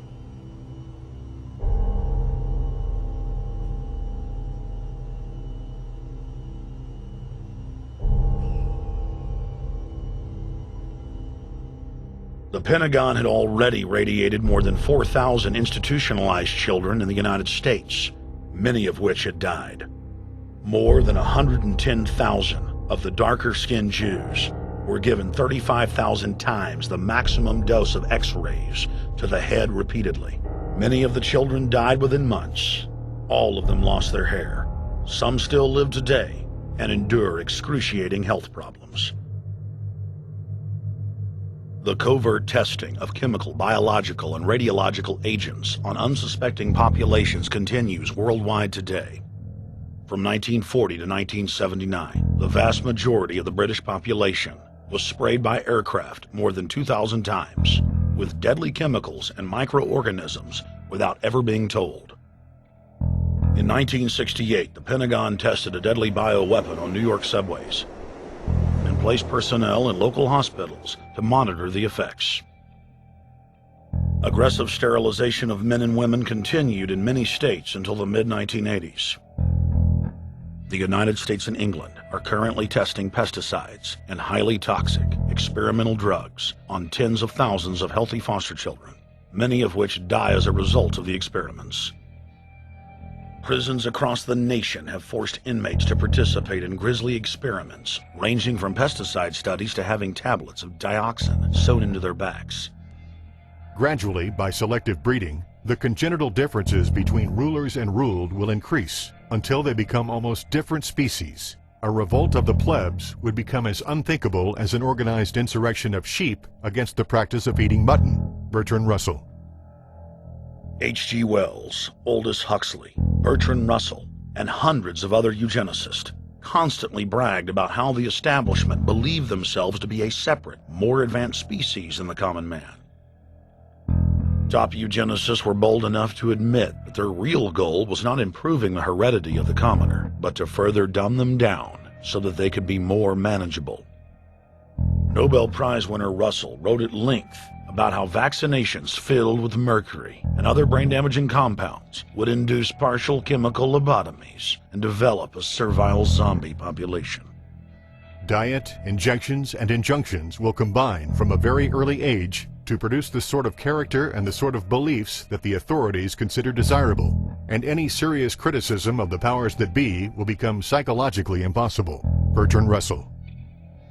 Over 100 years ago, eugenicist social planners said that they'd use mind-altering drugs to control the population.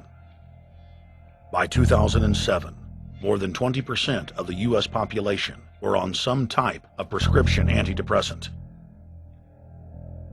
But in the case of foster children, a sector where the state has total control, at least 2/3 are forced to take a cocktail made up of, on average, 7 psychotropic drugs.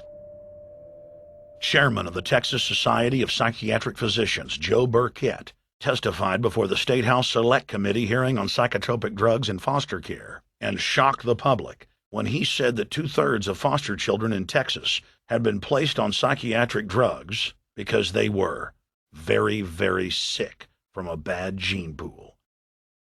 A lot of these kids come from bad gene pools. They don't have stable parents making good decisions. Besides the gene pools, they've then been traumatized by abuse, neglect, and problems, and then they've been traumatized by separation, and all those things predispose to mental illness. The Western world is now implementing eugenics pre-crime policies. Fetuses are now being pre-screened according to family histories of crime. From Portland, Oregon to London, England, Child Protective Services are enrolling newborn children into criminal databases at birth and forcing them to attend probation hearings at age 2. The overlords of scientific dictatorship are ruthlessly prosecuting a war on our most defenseless. In December of 1974, the U.S. government made third world population reduction a central national security issue. The operation plan, titled National Security Study Memorandum 200, was simply a regurgitation of the British Commission on Population created by King George VI of England in 1944, which openly stated that populous third world nations posed a threat to the international elite's monopoly of global power. The Kissinger-authored U.S. plan targeted 13 key countries where massive population reduction was called for. Kissinger recommended that IMF and World Bank loans be given on condition that nations initiate aggressive population control programs, such as sterilization. Kissinger also recommended that food be used as a weapon, and that instigating wars was also a helpful tool in reducing population. In 1972, the Nixon White House also implemented a eugenics policy which was directed by George Herbert Walker Bush, then United States Ambassador to the United Nations. Bush advised China on the formulation of their one-child policy and directed the federal government to forcibly sterilize more than 40% of Native American women on reservations. The Bilderberg-dominated Club of Rome advocated environmentalism as the best front to implement population reduction. Western populations would accept serfdom if it was packaged as saving the earth.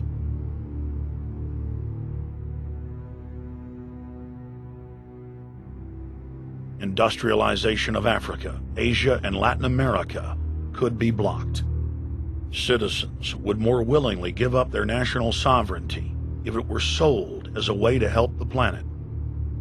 The think tank also concocted the peak oil fraud as a way to create artificial scarcity.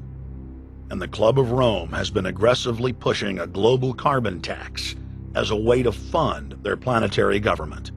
In the draft copy of the United Nations Global Biodiversity Assessment, it states very clearly that we must reduce the human population from its current level of about 6 billion people down to about 1 billion people. In the 1970s, South Africa developed race-specific bioweapons to target blacks and Asians, and then subsequently sold the technology to Israel in the mid-1980s. In September of 2000, the Project for a New American Century published a document in which Dick Cheney described race-specific bioweapons as politically useful tools. And somebody mentioned, well, why would they want to reduce the human population when that means less money for them? Most people have no idea. They're not after money. They have all the money they need. They're after power. That's their aphrodisiac. The overlords of the New World Order are now aggressively pushing for a worldwide one-child policy. The Chinese one-child policy was phased in gradually. In the 60s, when it began, you only had to pay a tax penalty. Only later did they imprison you if you had more than one child. Now the exact same proposals to penalize couples who have more than one child are being made in the United States, England, and Europe. In the push to reduce global warming, children, according to some, are the new culprits. A think tank in the UK says too many kids are what's making the planet worse, saying large families, anything over 2 children really, should be frowned upon as an environmental no-no, akin to not reusing your plastic bags, driving one of those big gas-guzzling cars, taking long trips overseas. The UK, in fact, has negative growth. I think Canada does too. That still, families in our rich countries shouldn't have more than 2 kids. In 1998, Ted Turner pledged to give more than $1 billion to the United Nations to be spent in the implementation of population reduction policies planet-wide.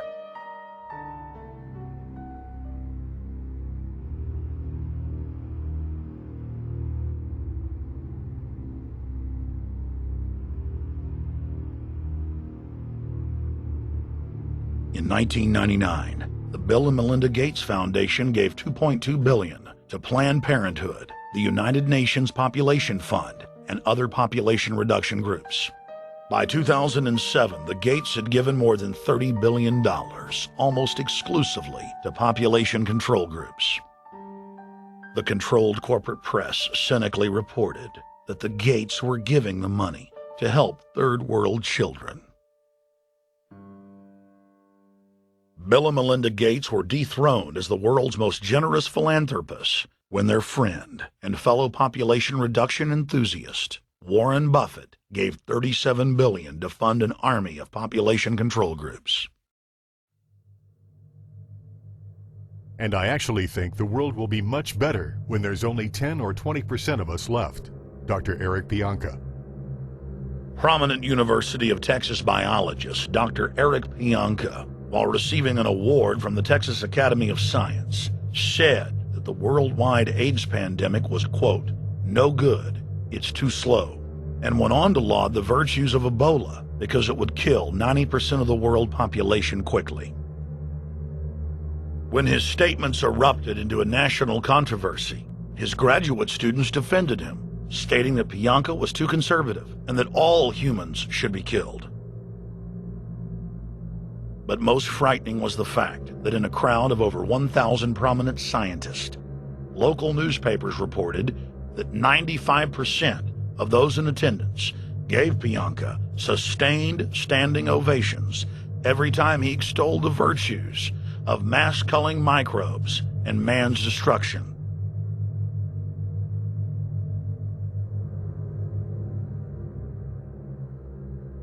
China was able to turn the corner and become the leading world superpower because they have a police state and they are able to force people to stop reproducing.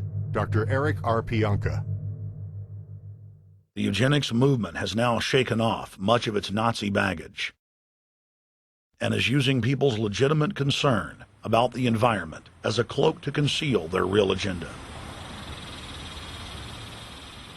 Everyone wants to breathe clean air and have good water. But the controllers of the environmental movement have done nothing but co-opt people's concerns and parlay it into support for global policies that further destabilize the third world and create untold misery. Phony environmental and conservation groups are now the biggest private landowners in the world.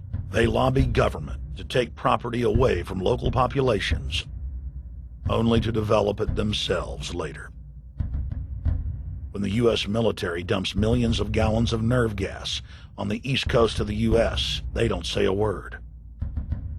Thousands of companies are creating transgenic cross-species hybrids, splicing plants, animals, and insects, and releasing the new organisms into the global biosphere, vandalizing the very genetic code of the planet. And large environmental organizations do nothing. The corporate elite of the planet intensified their push for a global taxation system with a year-long build-up to the Live Earth hysteria held on July 7th, 2007 on 7 continents. World leaders announced that saving the Earth was the new organizing principle for humanity and hailed it as the planet's new religion. They claimed that CO2, which plants breathe, was killing the Earth, and that we must reduce the number of children we have to curtail our carbon footprint. Countries across the world marked the day by passing new carbon tax schemes and raising taxes on gasoline, natural gas, and electricity. It is a scientific fact that the sun is the main driver of planetary climate, and the measurements are clear. The sun is becoming hotter, brighter. It has been slowly increasing thermal output in the last 100 years, causing warming not just on Earth, but throughout the solar system. But the scientific facts and even the order of the planets didn't matter to one of the chief organizers of Live Earth, David Mayer de Rothschild, heir to the British arm of the Rothschild fortune, when we spoke to him. When I called Rothschild on the order of the planets, he just laughed, thinking the audience wouldn't get it. He continued to count on the population's ignorance and claimed that the global warming lobby has nothing to do with carbon taxes. I guess he hadn't spoken with his good personal friend, Al Gore.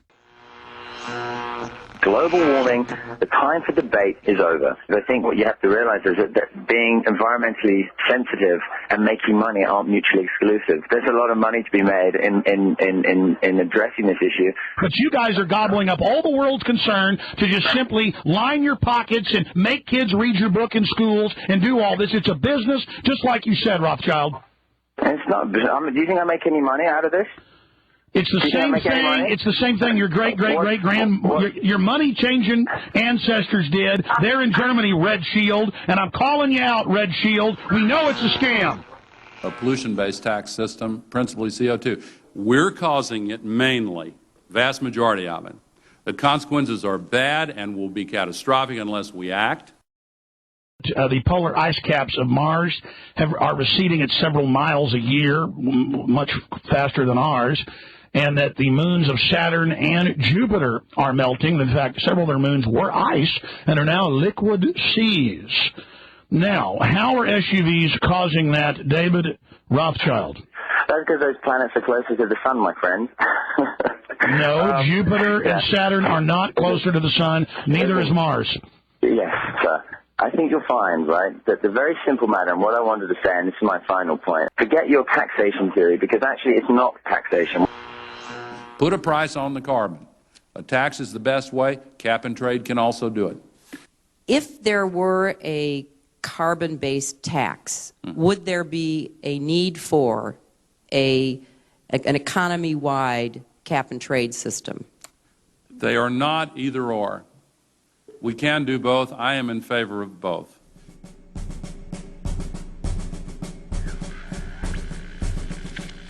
The architects of the New World Order are in a race to complete the structure of world government so they can suppress the independent development of technologies that threaten their monopoly of power, while at the same time steering new developments in the direction the architects chart for humanity.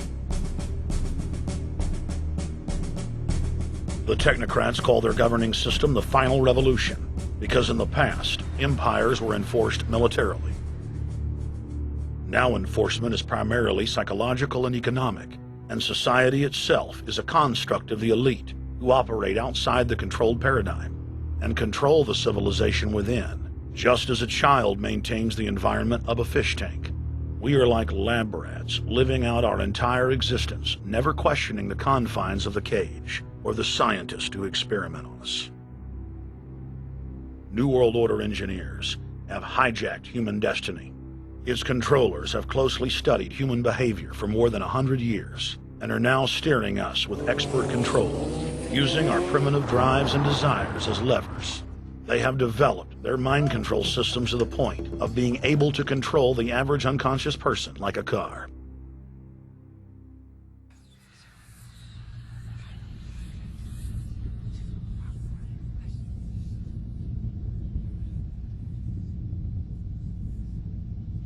Eugenics dominated the 20th century.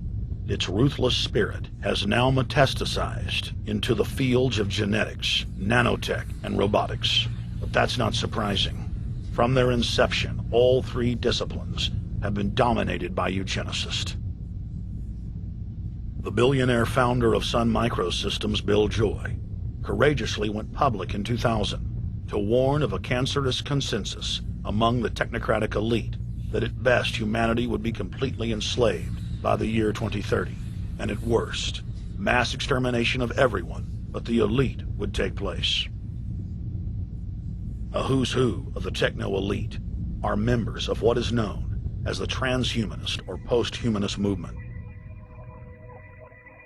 Many of its adherents see only the beneficial aspects of technology's exponential rise, like bringing sight to the blind, sound to the deaf, and longer life for all. But what many of them don't know is that master eugenicist Julian Huxley founded transhumanism, and that society's controllers openly admit that the new system is designed to progress into absolute tyranny.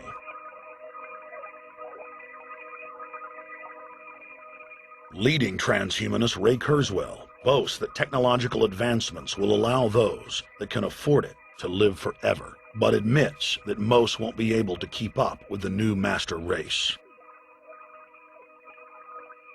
The drive for world government is now all about who will control and have access to radical life extension systems.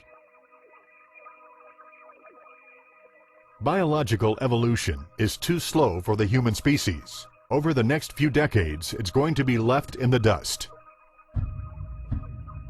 Transhumanists believe that they will attain the fountain of youth by merging with technology. Now, it may be within their reach. Decades ago, transhumanists said that if you did not accept augmentation or enhancements, you would no longer be able to get jobs. And now it's happening today.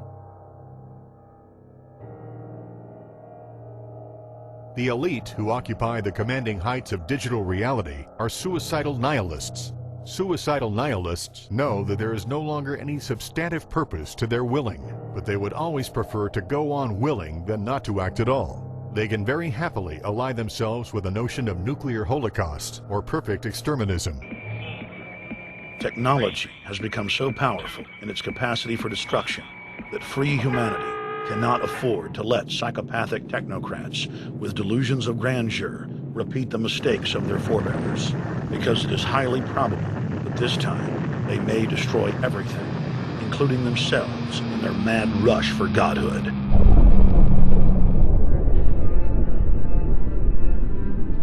In this film, we have chronicled the Overlord's bloody orgy of experimentation, which already claimed the lives of more than 150 million people in the 20th century. And now, they are promising to deliver an invincible tyranny that will dwarf their past exploits.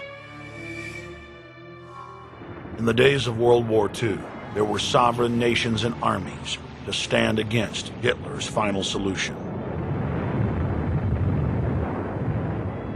Once world government is in place, no one will be able to stop the New World Order's plans for global population reduction.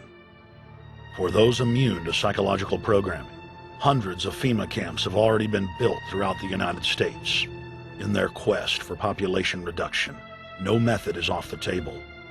These dark builders intend to release a string of man-made bioweapons plagues, each one worse than the last, while at the same time expanding the police state to enforce an orderly extermination of the population, all in the name of fighting invisible terrorists.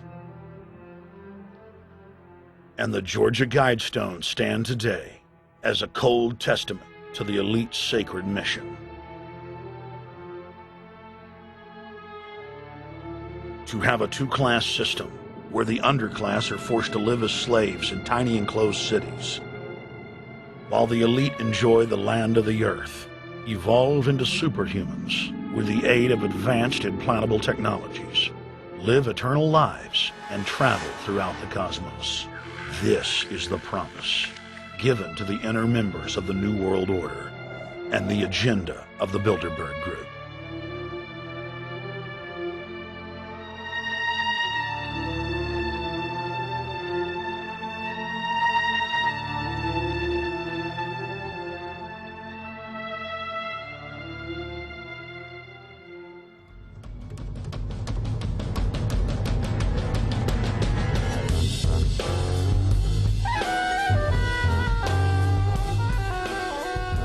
In 2007, Jim Tucker continued his 30-year quest to expose the globalist by traveling to Istanbul, Turkey, the site of Bilderberg, 2007.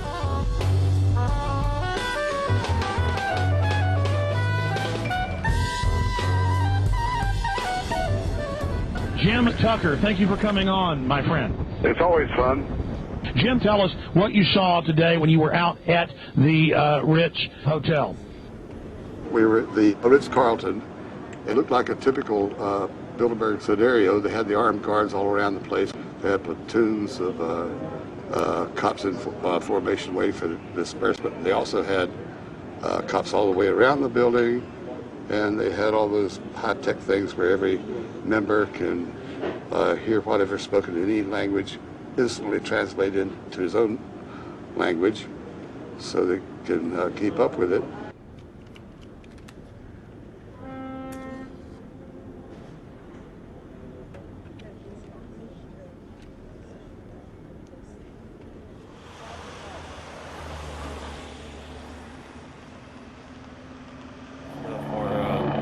Spotlight did, I'm doing the same thing for American Free Press.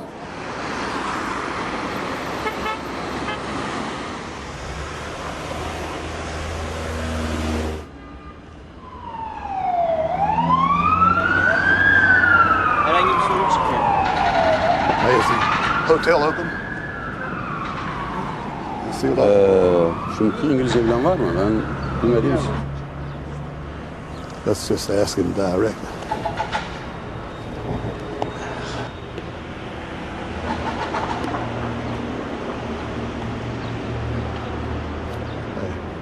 Is Bilderberg meeting here this weekend? You can look this way. We had my two personal cops following me today. I was not aware of it because my nose is always sticking to the camera and my jaws are always flapping. But the TV crew said those guys are going to follow you. And their car followed us out to the hotel. Then they identified the two cops in plain clothes, not business suits, but sport shirts and so forth. Yeah. That's the car that's been on our ass? Yeah. I want to photograph him? Yeah. You are, aren't you? Well, they're very likely Bilderberg boys.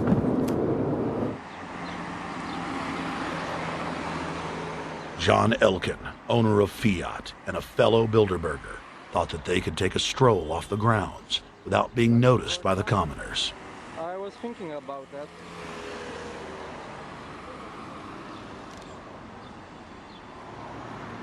This Bilderberg attendee sneered at our camera.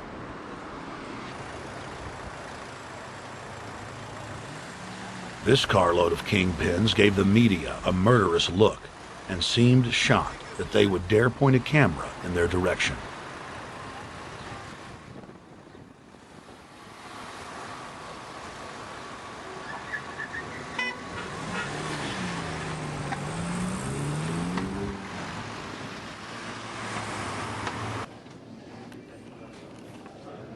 In 2007, the Bilderberg Group received the heaviest global coverage in its history.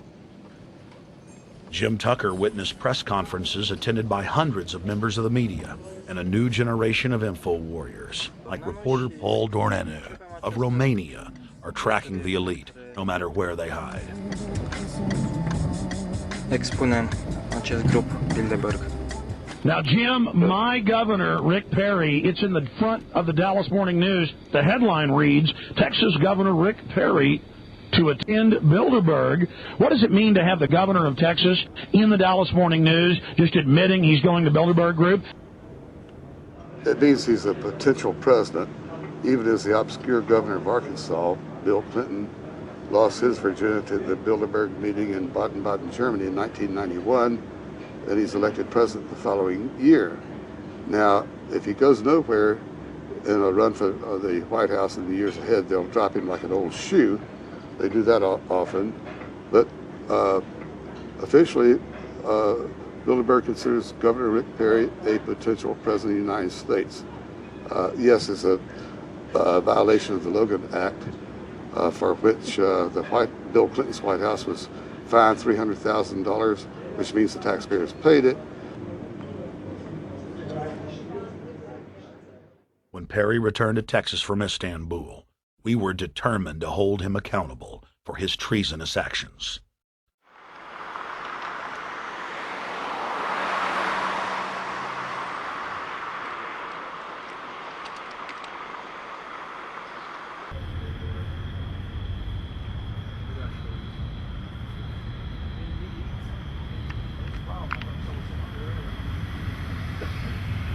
We don't want our roads, our water, our power plants, our entire infrastructure turned over to the New World Order.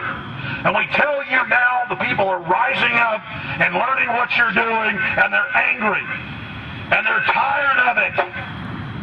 Stop enslaving us. Stop setting up tyranny. Stop going along with the New World Order plan. If you've got any soul left, Rick Perry. The First Amendment still exists, Perry, and we're back here again tonight telling you we're not going to put up with it. Long live the Republic! We shall